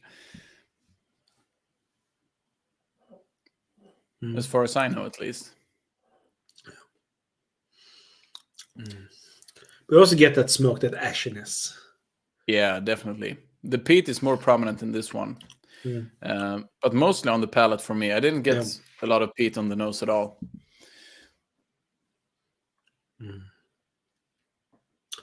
This is good. It is. I also have like this kind of earthiness to it. Yeah, could you also do with ashiness, the peat in it. It's like a venison stew that has been cut in the bottom of the pan. Dirty smoke, meaty cranberry, perhaps. Yeah. That was a good point. Yeah. Yeah. Or maybe like, do you have here in Sweden? We have sometimes when we serve meat, we have it with or like a stew with a gel, like a blackcurrant jelly. Yeah. I'm getting that blackcurrant jelly flavor. Do you have that in other parts of Europe or the world in general? I mean, we do a lot of jelly and like marmalade with our fish and meat. It's basically like a jam, but it's Yes, yeah. Molly says yes. This is more This is more yeah. spearmint. Yeah. This is very Definitely. reminiscent of a, Yeah. for me, like a long row. Yeah.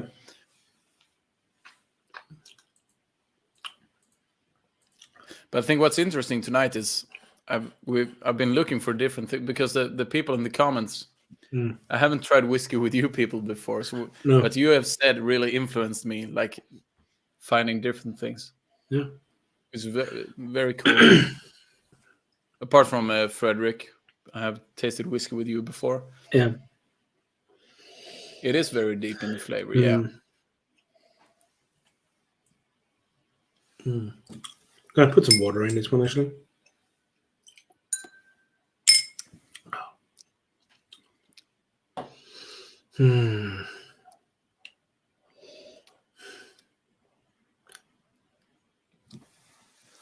Tannic, yeah, okay. Aftertaste is very tannic, says James. Yeah, a little bit like iron, Yeah, you know, but like point actually.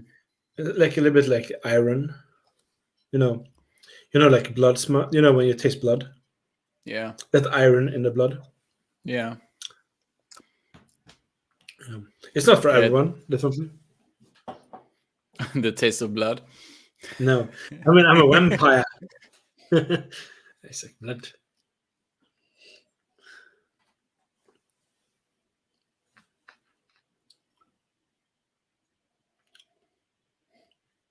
Yeah, sure.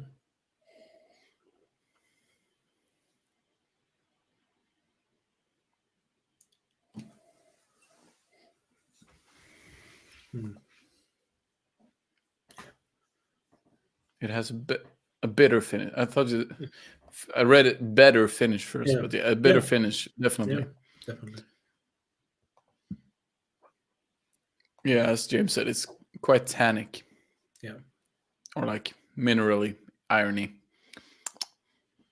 Did the water add or change anything for you? I don't know.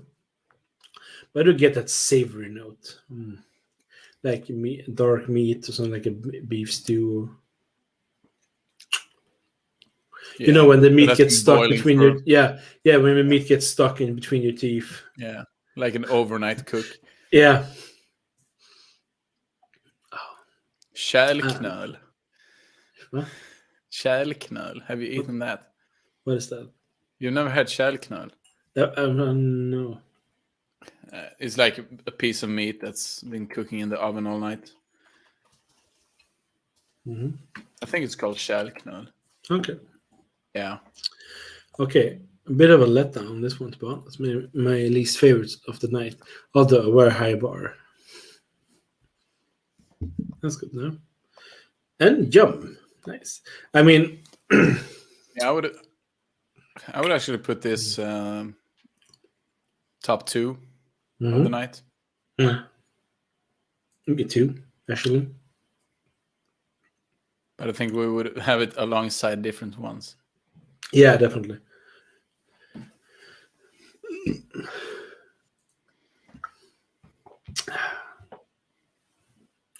But honestly, this series, like that's a high quality series so far. Yeah. Every single one of them have been very, very good. I mean, like I said before, I love their stuff. I have a few bottles. I have not managed to get all their releases. Some of them just went off like that on Systembolaget. Some I managed to do. They had like 2 new releases. I have not got them yet just because I haven't had money for it. Exactly, we got money. And we're all right, definitely. Yeah. Good words. Now, I mean, I do have quite a few of them. I mean, down there. So...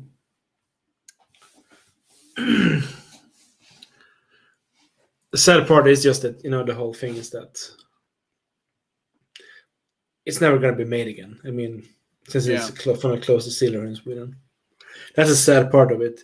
The only thing that's a good thing is that the people that did make the spirit were not the one who had anything to do with the economy or the bookings. So they're actually started a new distillery that just opened up and been producing whiskey now. They had a release, but I know it just went off the shelves like that. So I didn't even try to get a bottle because I knew I would just get irritated when I didn't get it. What are they called? Maybe Frederick knows. I think it's Norrtälje. Oh. Or I might be wrong there. Yeah, but I don't know that I started working on a new distillery that opened up. So let's see what the future holds there. There are some other Swedish distilleries that are good. I mean, I have Gammelstilla, which is one. I have one release there from. That's really good. There are also some other ones, but there's small quantities, very limited releases, so it's just so hard to get. Basically, the most local one for us would be Van. Yeah. Van. Yeah. And I do like Van. Yeah, Agitator. Yes, exactly. Thank you. That's a cool name. Yeah. I know they had releases. Flies off the shelf. Yeah. I mean, the latest 2 releases from them actually did not. And the interesting part about them, just to mention, is that they have down here, let's see if I can get it.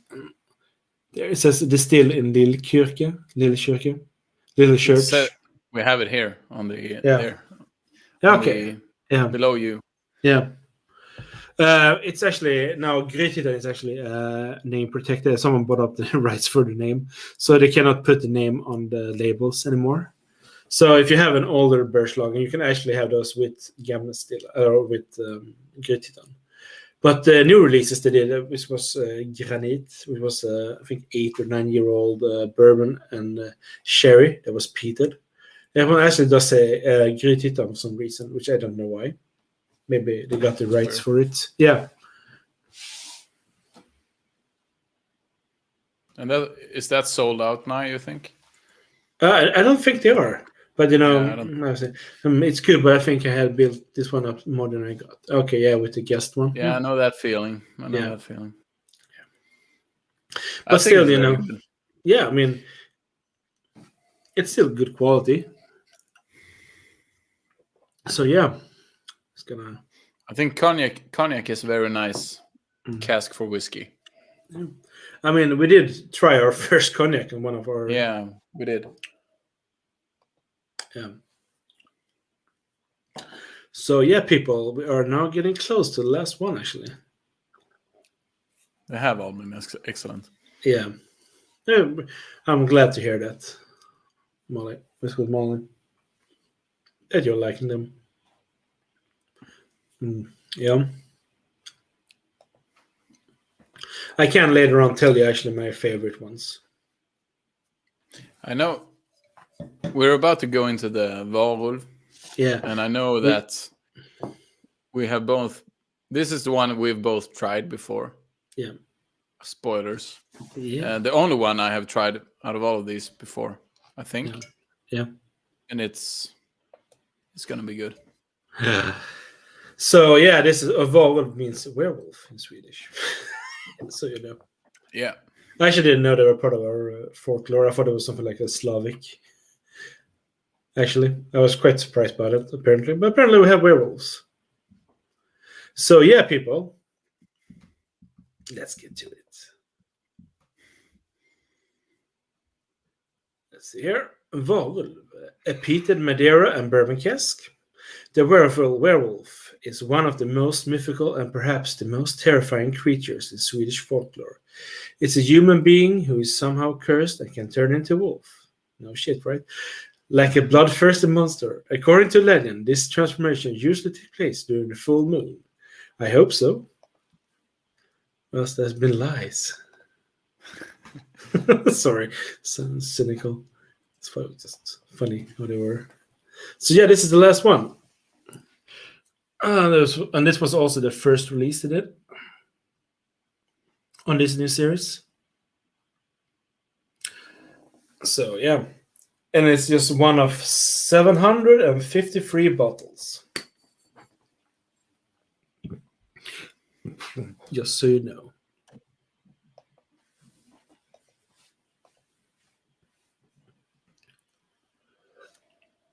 Just cleansing my palate a little bit.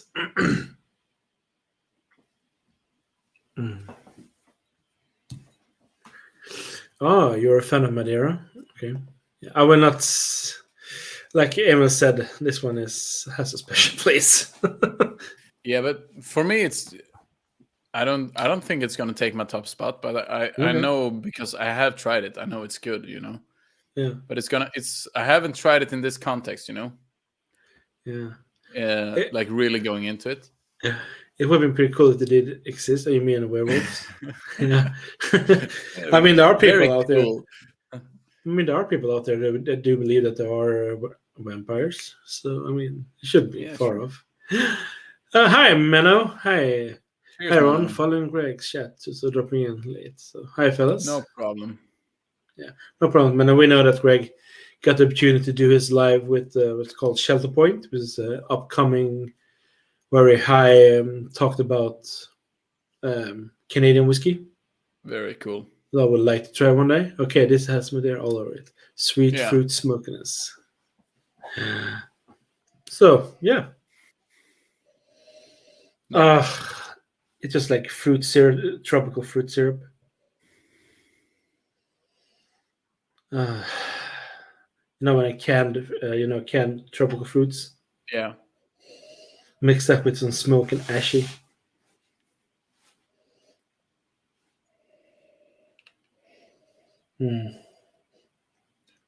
You mean do a quiz? No, we're not going to do a quiz, Molly. Or are we? No, we're not. That's the first question. Are we going to do a quiz? Yeah. Yes or no? Answers on a postcard. Yeah. And we will send you the antidote. I meant Menno. I never get them right. Oh, okay. No worries, Molly. No, we're not going to do a quiz. We have been talking sometimes. Maybe do it just for the fun of it.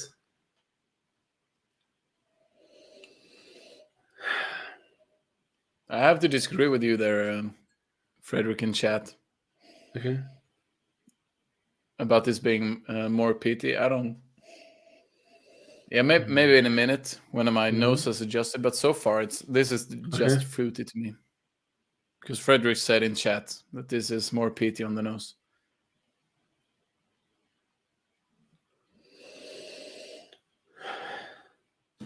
Has the word been saved? Prestige Liquid, Andrew. Yes, we saved the word. We did actually. I'm always popping in when you guys laugh so much. And I know you had a few. Yeah, we don't laugh when we're sober at all. I mean, we're quite boring when we're sober. Yeah.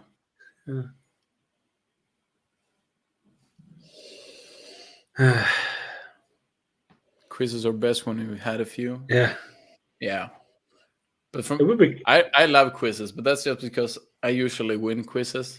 And that's like I get really mad when I don't win. Yeah, he's a bad especially in a live setting. We're all going to hell, Andrew. Thank you, Menno. That was the encouragement of the day. I still love the comment, though. Yeah. You have missed, Andrew, to answer your question. You have missed a lot of great whiskeys so far. Yeah. Hopefully, you will get to try. I mean, I did manage to get samples to Ken, from Scotch Down Under. So I'm thinking of actually sending to Andrew. Samples later on. Andrew? You know what you need to do? Should I start my OnlyFans again? Send those dollary dues. No, that's a southern accent. Damn it. I was trying to do an Australian accent. Send those dollary dues.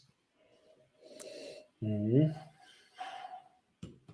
At least it will be warm. Yeah, exactly, Andrew. It will be warm in hell. There is a chocolate again in this.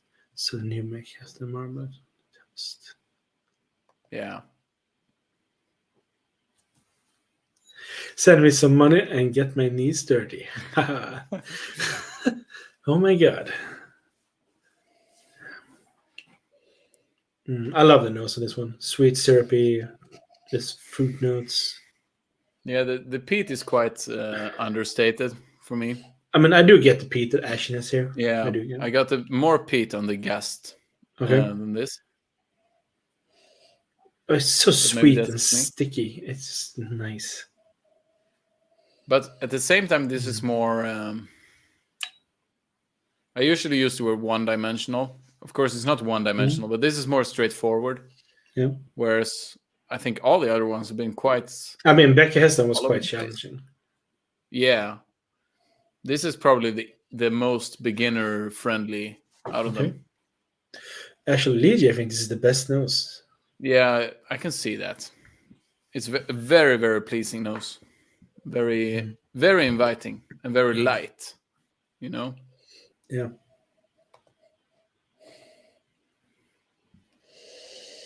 Oh, I love it. Seriously. Because I just want to get into the palate. Yeah, I remember when you bought this, you were so psyched. Yeah. I hope I'm not spoiling too much, but I remember. No. I know you like this a lot, and I like it a lot too. I mean, I love the smell on this one. I really love it. It is to me, nice. it's the best nose, like Lydia say. Yeah, my nose no more. No, but still, I mean, Lydia, that is your nose. That is your experience. Yeah, but I agree with Lydia. Molly is very good at putting words on the notes. It's yummy, more ginger spice than pepper, which is different from the rest. Okay.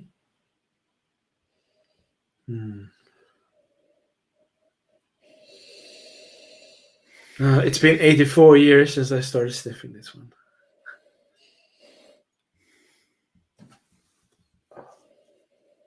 Brings tears to my eyes. It's really nice. I feel like I'm gonna sneeze when I sniff this.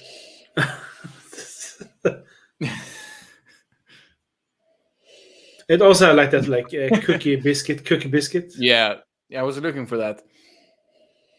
Just due to the bourbon cask. Like cookie dough. Vaniljdrömmar.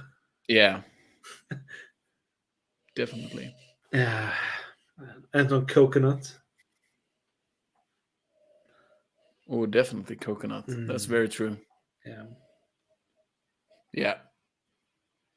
Oh, this is so nice. It's gonna be tough trying to separate the last three. I think. Yeah. Well, you know what I'm gonna do? Cheers, Emil. Skål. Cheers, everyone. Skål.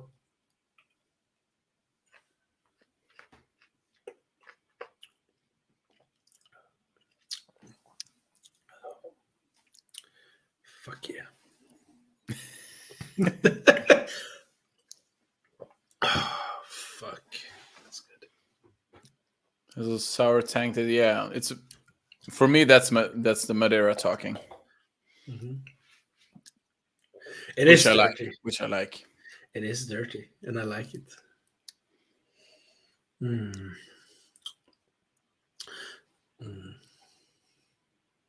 It is quite different from what you expect when you from the nose. The nose is quite friendly, I think.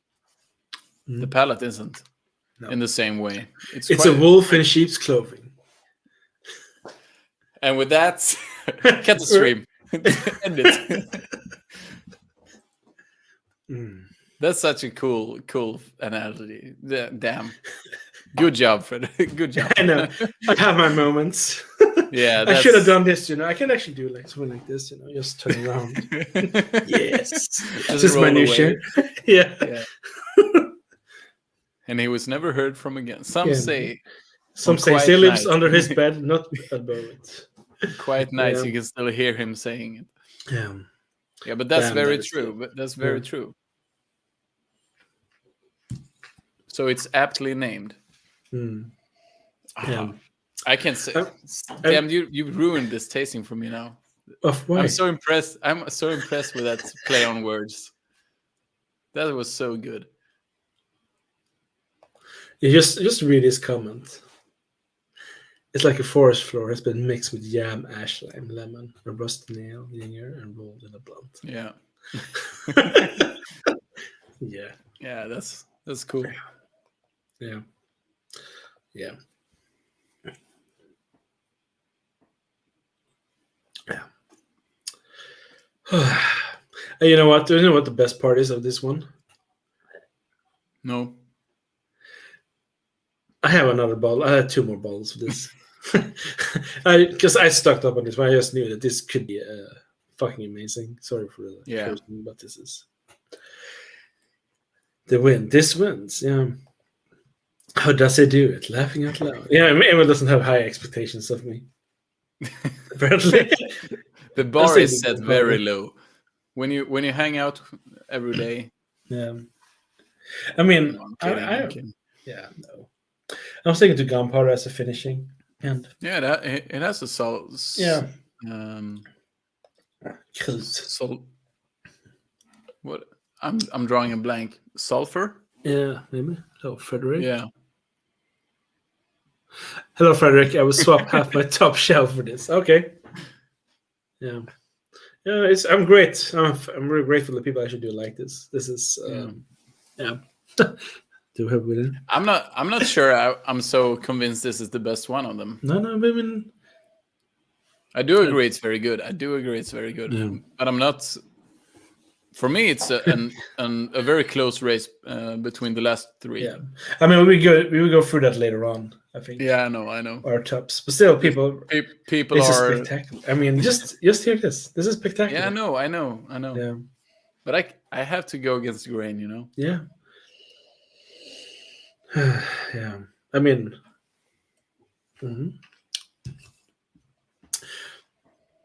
I will though be honest. Here we go. This was at least I did way before. This is a single cask, and this is just purely Madeira. This is their art collection thing they did when they collaborated with an artist and they did 3 releases. This one is the Madeira cask, single cask. They did a port cask and a Sauterne cask. This is the only one I have of. It is fucking amazing. I just want to say that. This one is crazy. So that's just pure Madeira cask from Bergslagen. And it is amazing. Overpacking. I had no idea. Were you very careful that these would be so good? You know what? They're gonna survive the end of days. I mean, when the cockroach mutated to human like hybrids, and you've been kicking them. Yeah. Cask. Yeah. But yeah, this is a high quality stuff. Yeah. I'm glad people seems to like this actually. Like from beginning to end, this is probably the highest quality lineup we've ever had. Yeah. But we have more good stuff to go. I mean, sure. I didn't even add water to mine. Have you done it now? No, I've finished mine. Seriously? Yeah, I can't drive to your place. Frederick is sorted for life. Yeah. I'll get on my bike as soon as we end this live. We'll finish your first bottle. Oh my god! Seriously, do you see that comment? That is a comment. I will take no credit for this, but I will act like it anyways. Spread love. Frederick. Yeah, you know what? With Molly, please spread the word of Bergslagen, the Swedish whiskey. They really deserve what they're doing, even though they're not the one who made the stuff. They're still the one who blended it and put it out. Yeah. Cheers, Menno. Yeah, take care, Menno. It's great to see you here. Thanks for joining us. Yeah. No worries, Melly. It's just nice to open people's eyes up. No, you can't buy it. No, that's the sad part. And it's going to run out sooner or later. Unfortunately. It's going to be gone, like dust in the wind. No, you're the karaoke people. I warned you before. I did. Yeah. You know what a good song would have been to this? Fear of the Dark with Iron Maiden, maybe? No, yeah, maybe. A little bit. I was thinking more like Sound of Silence. Just the sadness of never seeing these whiskeys again. Yeah. Yeah. Yeah. No, I mean, if people want more samples, I mean, we can probably do something. I mean, I don't have any problems with that. I mean, it will take a while, though. But I mean, it's an opportunity, I think, for people to try something very different from a very different distillery that does not exist anymore. And you know, you don't see many YouTubers talking about this. I come to the metal section of the chat. Make sure the brakes don't work first. No brakes. That's true, Dominic. You don't have to brake. Yeah. I'll just jump off the bike when I see Frederick's house on the I don't live in a house, apartment. Yeah, but your apartment building is a house. Yeah, it's king of my castle. I have to say this share here, Molly. Yeah. Honestly, for me too. So. Oh, that's a good question, James. The problem here is that Sweden is quite big, believe it or not, and some of the series are very far apart. I do Depending on what you compare it to, yeah. But if you compare it to like Scotland, Sweden takes up a lot of space. But like they say in Norrland, alles som kraken. That's a Swedish thing. People live up north; they're very far apart from their neighbors. Yeah, but for them, it's just just around the corner, even though it's like a 3-hour drive. Yeah. Yeah, but the no, space side is crazy. Sweden is like the surface area of the entirety of Great Britain, I think, or like the British Isles. Yeah. And we have like the population of London, less than the population of London. Yeah. So it's sparsely populated in people as well as in distilleries. Yeah. I went on a Swedish visit in Australia. Yeah. How many Swedens? I thought it says Swedes. I was like, yeah, okay. Maybe it's, How many Swedens fit? That sounds like something I should Google right now. Yeah. How many Swedens? 4 times the size of Scotland. Okay. 17 is the answer, Andrew. Yeah, 17. And that is also not the legal drinking age in this country. Fun fact. Yes, Yeah, in Sweden you can drink at the pub when you're 18. You can go to Systembolaget when you're 20. Yeah. But when you were in that age, you went to Denmark. They were like 15 years. So, not promoting anything, but yeah. So I will ask the question to the people who have been trying these. If you would rank this from 1 to 5, which were your favorite? I'm gonna have. And if you want, have a thought. Write down also maybe why this one was your number one, or why this one was your last one. If there's anyone that was like an eye opener, or whatever, or an eyesore, or I would say the empty glasses are a joy to get me those into. I mean, I still have the bottles here, so I know. Keep rubbing my face in it. Yeah. I'm rubbing everyone's. No, let's do it like this. There we go. I think that one will be great.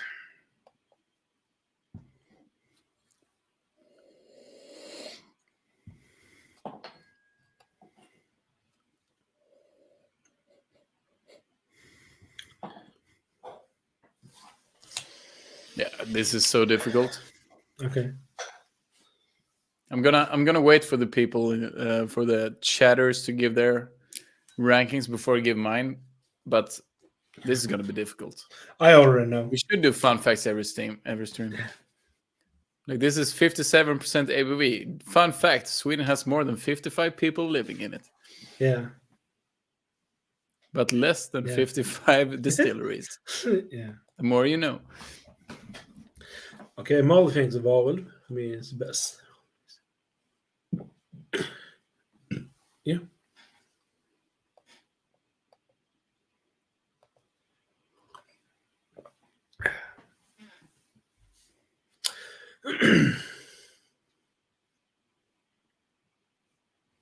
Should we do maybe another time some other Swedish distillery? Maybe not to do the maybe send samples around as we did this time. We could do this was a lot of fun. There's High Coast, there's Van. I do have what are called Vattedalen, but they're rye whiskies, but still. Yeah, but still. I have. What do we more have? You have Smögen. Yeah. We have Knepen. Yeah, Knepen. Yeah, Let's I not gave forget. Trollhare. Trollhare Varulv number 1, Askfru number 3, Gast 4 and 5. And James says Bäckahästen is the winner. Yeah. And a fun fact, Swedish Donald Duck is more popular than Mickey Mouse. Yeah. That is a fun fact. Hi, Kirsten McMurray. Yeah.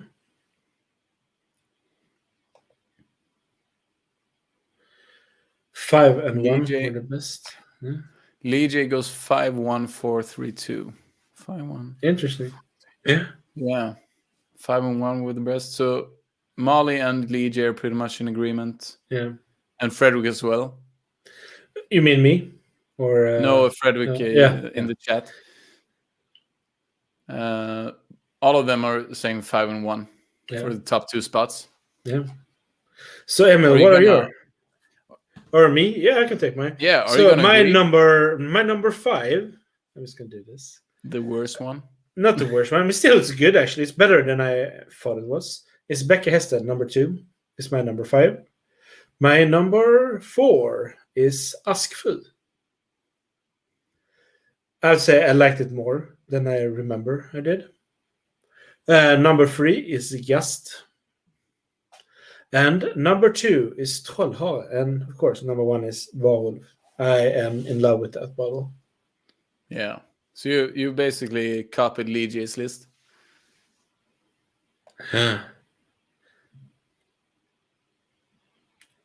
But the nose is taken by Varulv. Yeah. There was no, definitely. And a drum roll. Now it's Emil's turn. Come on, share your. Yeah, so I'm feeling really, really unsure about this ranking, but I would actually put Trollhare in the 5th place, just because. But I think that might be just because it was the first one we tried. I really liked it, but I think the tasting grew on me. So like the 5th place goes to Trollhare, 4th place goes to Bäckahästen. And then it's really hard to separate the last 3.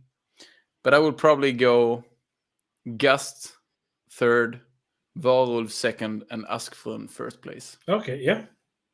That's probably what I would do. Yeah, I think I'm satisfied with that. Yeah. Yes, Andrew, these are independent bottlings. But basically, they bought up all the remaining.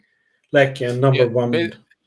Basically, a distillery existed and had a lot of cool whiskeys, and then they bankrupted or something. They went belly up. Yeah. And Bergslagen bought the casks. Yeah, after 3 years, they were just sitting there in a mine or whatever, just collecting dust. Yeah. And it probably would have been so if they didn't do it, because no one was interested, because it's just too much money.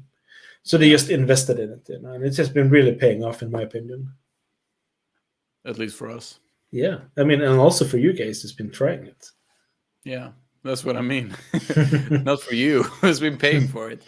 Yeah, but I mean, it's a great thing to share. That's the thing. Yeah, like Lee says, all great drams, exactly. Yeah, the difference in quality between my 5th place and my 1st place has never been this close. I think Great Titan was the real place. Yes, exactly. I think there was only one ever official release from Great Titan. I think it's called Ruba or Robusta, was what it's called. Yeah. Because my stepfather's son-in-law, he had a bottle of it, but he opened it up to drink it, and then when it closed down, he got really pissed off because he knew that this was like very limited. He might just get one bottle of it. So I think there was like only ever one real release of it. Yeah, it's been demolished basically. There's nothing left of the site as far as I know. They sold all the parts. There's nothing. So it's like basically like with St. Magdalene and all those Scottish distilleries. There's nothing left except the liquid inside those casks. So yeah. They stopped just because poor management with the economy. Yeah, here is a headline: 14 million Swedish crowns disappears as whiskey company goes bankrupt. So, yeah, not a well-kept company. No, which is a shame. But still, we got this. So they sold 30,000 liters of whiskey in their last summer, from what I can gather. Yeah, it's. But the story has a happy ending in some ways. Yeah, I think the just poorly kept economy in the company, Molly. Yeah, and they were pretty early as well in the Swedish whiskey distillery game, so maybe high risk investments. I don't know. When it comes to the administration, sell all the remaining cask. Bergslagen did buy them up. They were just sitting there for like 3 years, something like that, just collecting dust in the warehouse or where they were placed. And the problem was also there's a lot of people, like we said before, that bought private casks. And not everyone got their cask back because they had really been really bad at keeping who had who. So, right, guys. Cheers, DJ. Thanks for joining us. Thank you for being here. Take care. Thank you for being here. Thank you for taking a part of this journey. Yeah, I hope you enjoyed it. Yeah. Yeah, this has been a fun, very fun evening. Yeah. Yeah, it has been. Some very, very good whiskeys. Yeah. We didn't really touch on the ABV aspect of it, apart from the first two whiskeys we tried. But they're all 57%. Yeah, I know. But for the first two ones, especially Molly was mentioning, like she wouldn't have guessed it was 57 ABV. Did that change over time, do you think, Molly, or is that a running theme for you tonight, that it's stronger than you would have thought? I will not play you a tune on my guitar. Sorry. I'm not that confident in my abilities. You're good at playing guitar, no, I would say. So I do have another one. There's another Swedish independent bottler who bought some casks as well, but they were like so limited. And this one, Swedish Firewater Eldvatten from Gothenburg. Best name ever. Yeah. So this is a single cask, virgin French oak cask. This is amazing. I can tell already. This is ridiculously good. But it is a virgin French oak cask, so has a lot of wood flavor, but it is amazing. But this one is 61.9%, so it's nearly 62% ABV. And it was just 348 bottles produced. So, but this is also amazing stuff. I mean, they have done quite a few different ones over the years. If that was a Swedish joke, Molly, Aha is from Norway. I'm sorry to tell you. Take on me. Yeah.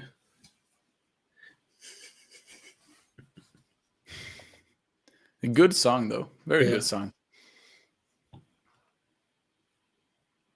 You know what the crazy part is now, Emil? What is the crazy part?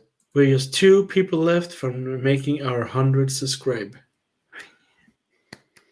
Woo! Good job, guys. Yeah, thank you. 5 reps and apologies. You no need to apologize. No. I'm just glad you didn't confuse us with the Swiss. And the fish dish. Lutefisk, maybe? Lutefish. Fish dish to pair with peated drams. I don't usually drink whiskey with food.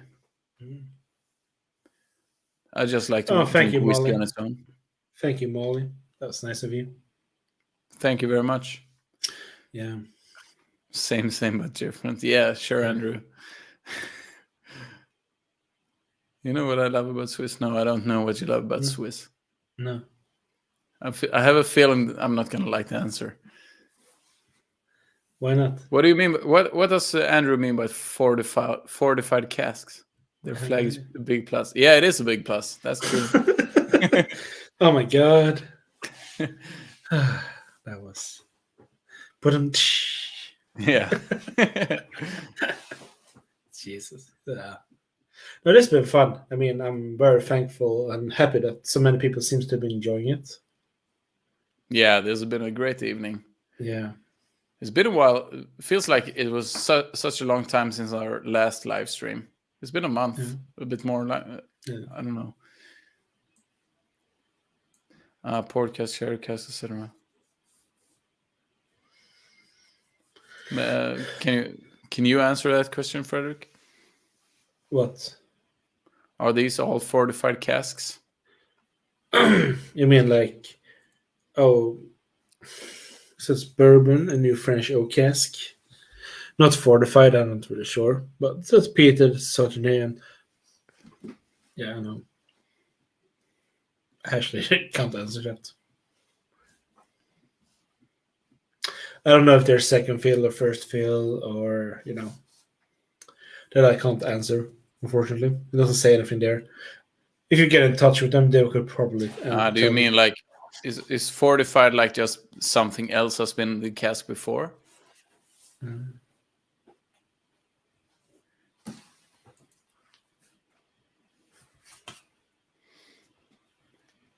Boom, I'm here all week. If you have any more jokes, please share them in chat. Yeah. I mean, they took what they got already filled. Yeah, I mean, the cast is what they had. I mean, they're just doing what they can, mixing some of them. Yeah. I have one release here. Let's see if we can get this one.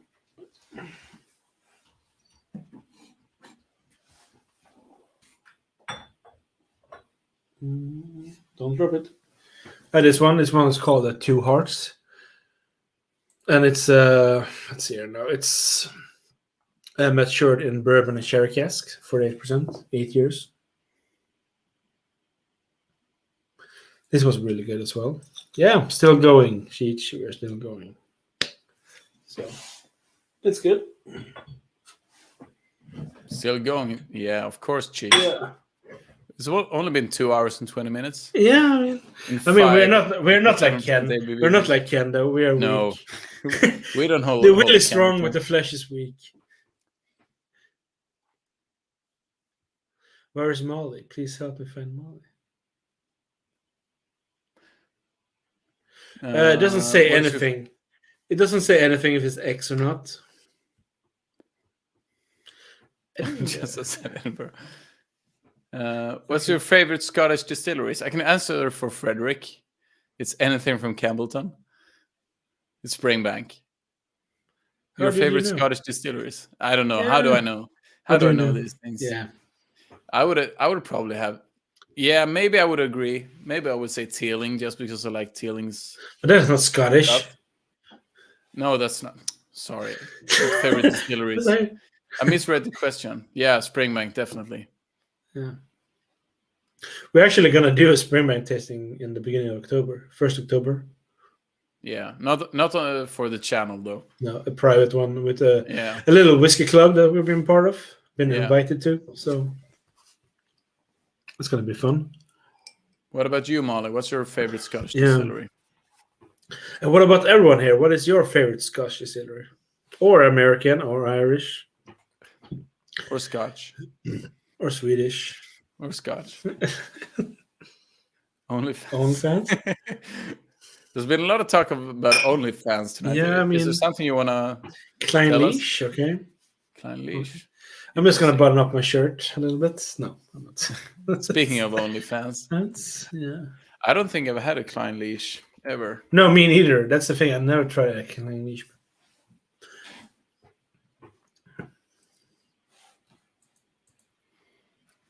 We will have to amend that.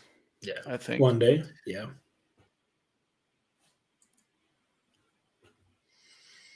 The Highlands of Scotland. Bruichladdich. We did a Bruichladdich episode, right? Oh yeah, we did. And we were both very, very satisfied. Very impressed. I think I said something similar that episode to what I said this episode. I mean, we tried a few that were like, I don't want to say they were more expensive than your regular quite stuff. high end. High end. But I mean, they were interesting. I mean, I just like doing that. That was just fun to do. I mean, there were 3 or 4 of them. We did a single cask, the Run wine. Yeah. That was very interesting. It's very weird. Like this very meaty gulashi soup. Stew. Paprika notes. powder. Yeah. Stowning. Yeah, we have tried stowning. Yeah, we know, Andrew, you like the also whiskies. It's just a shame we can't get any here. Yeah, that's a real shame. I mean, I would love to get some. I mean, we do have the what's called Heller's Road, but they're so expensive. Have you tried stowning? If we have tried stowning? If we have, yeah. If we have. Thanks to Jim, who was in chat earlier. Yeah. Our Swedish whiskey patron. He that one is spectacular. Yeah. This is like weird. Yeah, it's weird. Please tell them, Emma. Please tell them. It is a Danish rye whiskey finished in mezcal. Yeah. So it's but it's very, very good. Very, very good. It works, even though it's weird. It sounds so weird. Yeah. They have a standard stowning rye, but this one is the bastard is very good. Yeah. You gave it's Denmark meeting Mexico. That one, I think that one won when we did live tasting. No, that was the other one, the one with the Vermont Classical. Yeah, that's right. Yeah, I have not tried. They had it on the shop when I was in Denmark. I didn't buy it. I'm thinking of next time they're actually buying it, just because. Yeah, we have some other. If we go back in the chat a bit, Glenfarclas, Kleinlich, Blair Ethel, Bunahaben. Sugar Kitty says Talisker, Lafroy, and American favorites: Knob Creek, Smoke Wagon, favorite Irish Teeling. Smoke Wagon, I heard a lot of things about. Never tried it. No, me neither. I don't think I tried Knob Creek either. I thought about buying Knob Creek. I think you have advised me not to.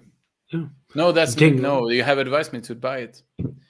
Actually, Dingle putting out some great Irish stuff. Never tried Dingle. I know Whiskey Straight Ale have done quite a few. I know Antonio Whiskey Quest also. I have to amend my answer, by the way. I am a huge Springbank fan, but my favorite Scotch whiskey is the Deanston 2008, the Bordeaux red wine cask. I have to mention that just so there's no confusion. So Deanston has produced my all-time favorite whiskey. Okay. So I probably should mention Deanston as one of my favorite Scotch. You should always mention Deanston. I should always mention Deanston. So if anyone has a bottle want to send, please. Just one bottle? If you have more, send more. Row & Co. I tried a sample of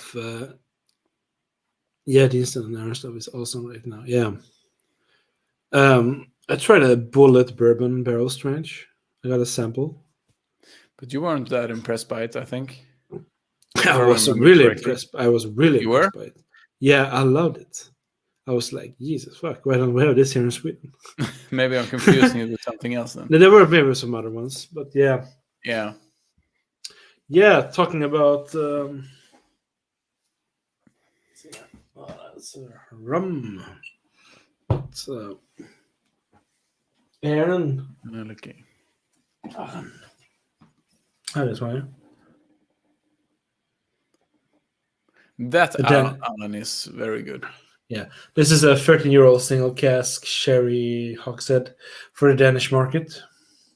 So I don't remember. Have you tried the new Alan you got? No, I haven't actually. But I have it up there, so I can put it out. Sweet. Yeah, I see it. A very beautiful bottle. Yeah, I mean, and also the fact that there's some blind script that's gone. Yeah. There are sherry cask costumes. Yeah. Glencadam. I only tried 21-year-old and I love it, and the 15-year-old, which is amazing. And no, I have not tried a Loch Lomond single grain. We have tried other stuff.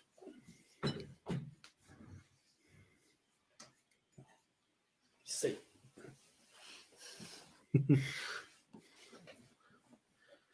Bullet is sourced from forest. Oh, I didn't know that.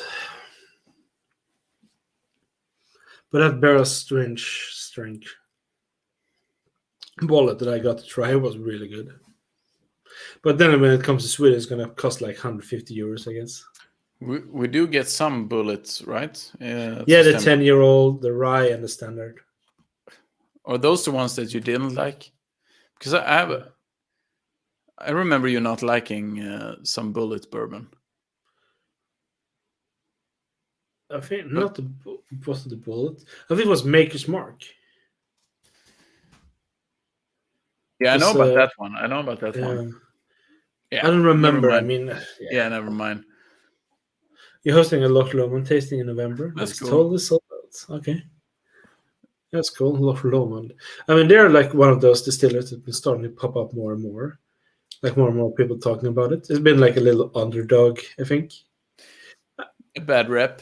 Yeah, bad rep. I mean, a little Glenfiddich knockoff on the label, maybe. I don't know. But I mean, still, the 15-year-old that we have here in Sweden, we have a 15-year-old Swedish exclusive. Very, very good.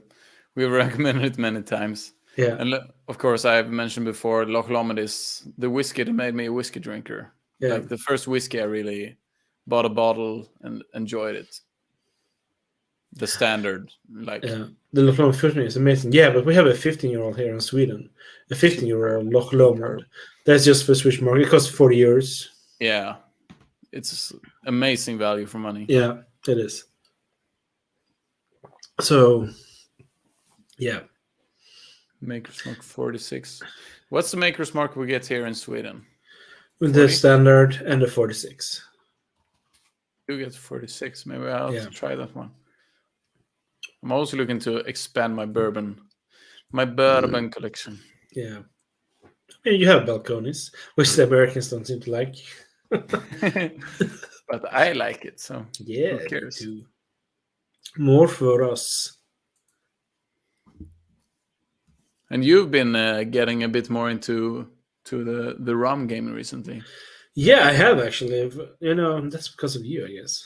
Yeah. But at the same time, you know, the thing that we had there about rum, you know, when is rum and when is it starting to get over more into the whiskey category? Yeah, that's always an interesting discussion. Yeah, and that is more the reason to why I think check out Woodford Reserve Double Oak. Don't tell Emil about it. He loves it. I already have it. Yeah. So this is a rum I do have, Madeira from Warford Park. It is good. But it's also like, it's so good, it's not really rum in my opinion. That sounds weird. I know. But I think one weird that I do have, which I don't know. I know you don't like it. I don't. I don't know if you dislike it, but I know you felt like it was weird. Yeah, I didn't dislike it. This is a tequila. Yeah. When you got that, I think you overhyped it for me. So when I got to try it, I was kind of, but it was definitely interesting. It's a new Arbeg, the 19-year-old. This is the batch 2 of the 19-year-old Trivan that I have up there. And this is tequila, aged 14 months in Oloroso, and single malt cask from Scotch whiskey. So very cool. It's very interesting. It does have that sherry notes into it, and it's also been damped down because, you know, in my teenage years, my young years, when you did shots with tequila, tequila, not the good tequilas apparently that there do exist. But this one is quite interesting. I mean, it has a really interesting thing to it. So I just bought it because of that. And believe it or not, they do have it in Sweden. So it's a collaboration between Scotland and Mexico. I have to tell you, Andrew, the double oaked Woodford Reserve double oaked. Frederick has a box, or he had a box at least, with whiskeys and bourbons and stuff that he he didn't want to keep really. So like, if you pay me, he was willing to sell them to me for a very, very low amount of money. So a respectable price. Yeah, very, very cheap price. So I gave him a few crowns, and I got the Woodford Reserve double oaked along with like 21-year-old Deanston. Yeah, it was a bargain basically. And I had the Woodford Reserve double oaked, and I was like, why the hell did you sell me this? It's amazing. I really like that one. So the problem is when you have bought like 3/4 of a bottle and you take your first dram of it and you really like it, you never drink it again. No. Or at least I don't, because I don't know if I can get it again. It only cost me an OnlyFans subscription. Yeah, that's true. Yeah. How did you know? I should have something like a disco lamp next to me. Yeah, you should. It's just me or anything in PX is a winner. PX is a very good cask to have. I do have to say, I still love my sherry notes or sherry whiskies, but I know Madeira has been something that I've been really leaning more and more, trying to find.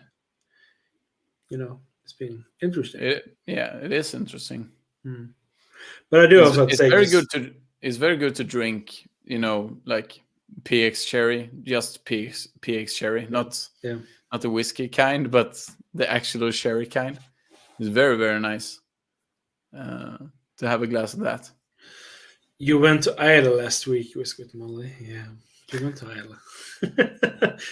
Good on you.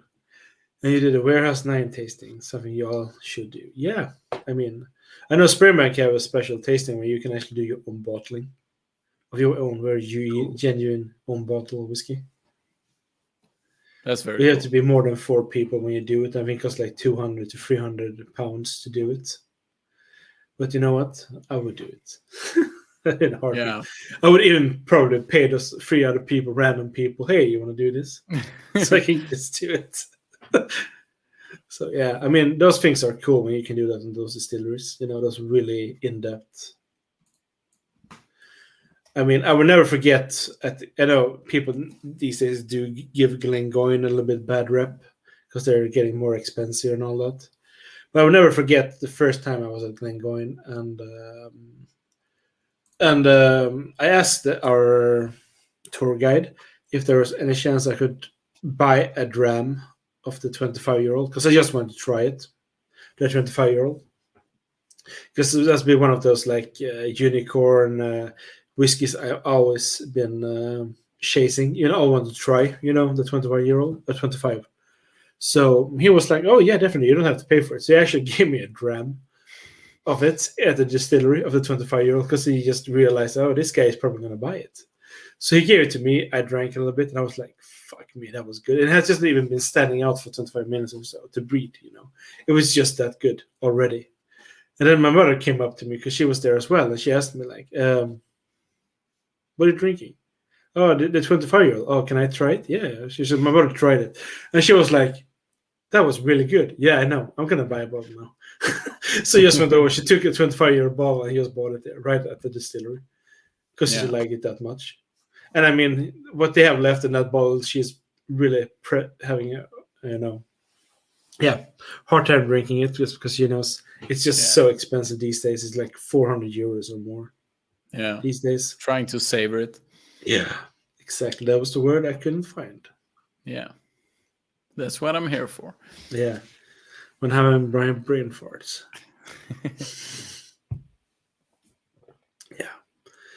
I do have to say, it's been really nice doing this. It has. Yeah, we're going to try to do more recording, like we have said before, pre-recorded videos, just because things are the way they are a little bit, and to make it easier. In the coming weeks, it might be hard to find the time, because, as I said, we're moving and stuff. But after that, I think we should be able to be back on a more regular schedule. Yeah. I mean, you're moving, so I mean, you need to find a place to put up all the fine paintings. Get a really good looking whiskey cabinet. So yeah, exactly. You know how it is. Life happens. Yeah. So I just want to honestly say this. Thank you, everybody, for coming, for all the fine people trying the whiskey, sharing their thoughts, liking it. So Whiskey Mal really wants you to sing a song. I won't sing a song. I won't play a guitar. I won't play the guitar, and I definitely won't sing a song. We That's can sing even worse. We can sing a children song. I mean, that wouldn't be any copyright strikes in that. Yeah, but I won't. I will never sing. If you manage to get me drunk enough to sing, I will send you. I won't send you anything. I will resent you for the rest of my life, I think. But yeah, I do not have a nice singing voice. I'm sorry. I mean, a lot of singers don't have it, but still, they can still make music. That's true. That's true. Yeah. I could be the next Bob Dylan. What I know. Oh. Thank you, Dominic. It's very exciting. Very exciting. I mean, James is also in graduation. Yeah, Molly, it's our pleasure. Yeah, thank you, James. Thank you very much. Only kidding. With yeah, she's messing with me. Yeah, do a pre-recording. Yeah, we can do. I mean, with the voice you had before we started live stream, you could definitely sing. Yeah, maybe. Amazing. So yeah, people, thank you so much for being here. It's been. Thank you. Thank you for the subs, the likes, and all the love. Seriously, we appreciate it. We are small, but we are humble. We're small, but we're proud.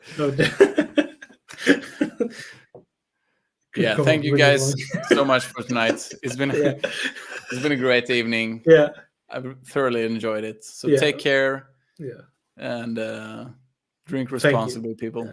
Yeah, and take care and stay safe. Bye.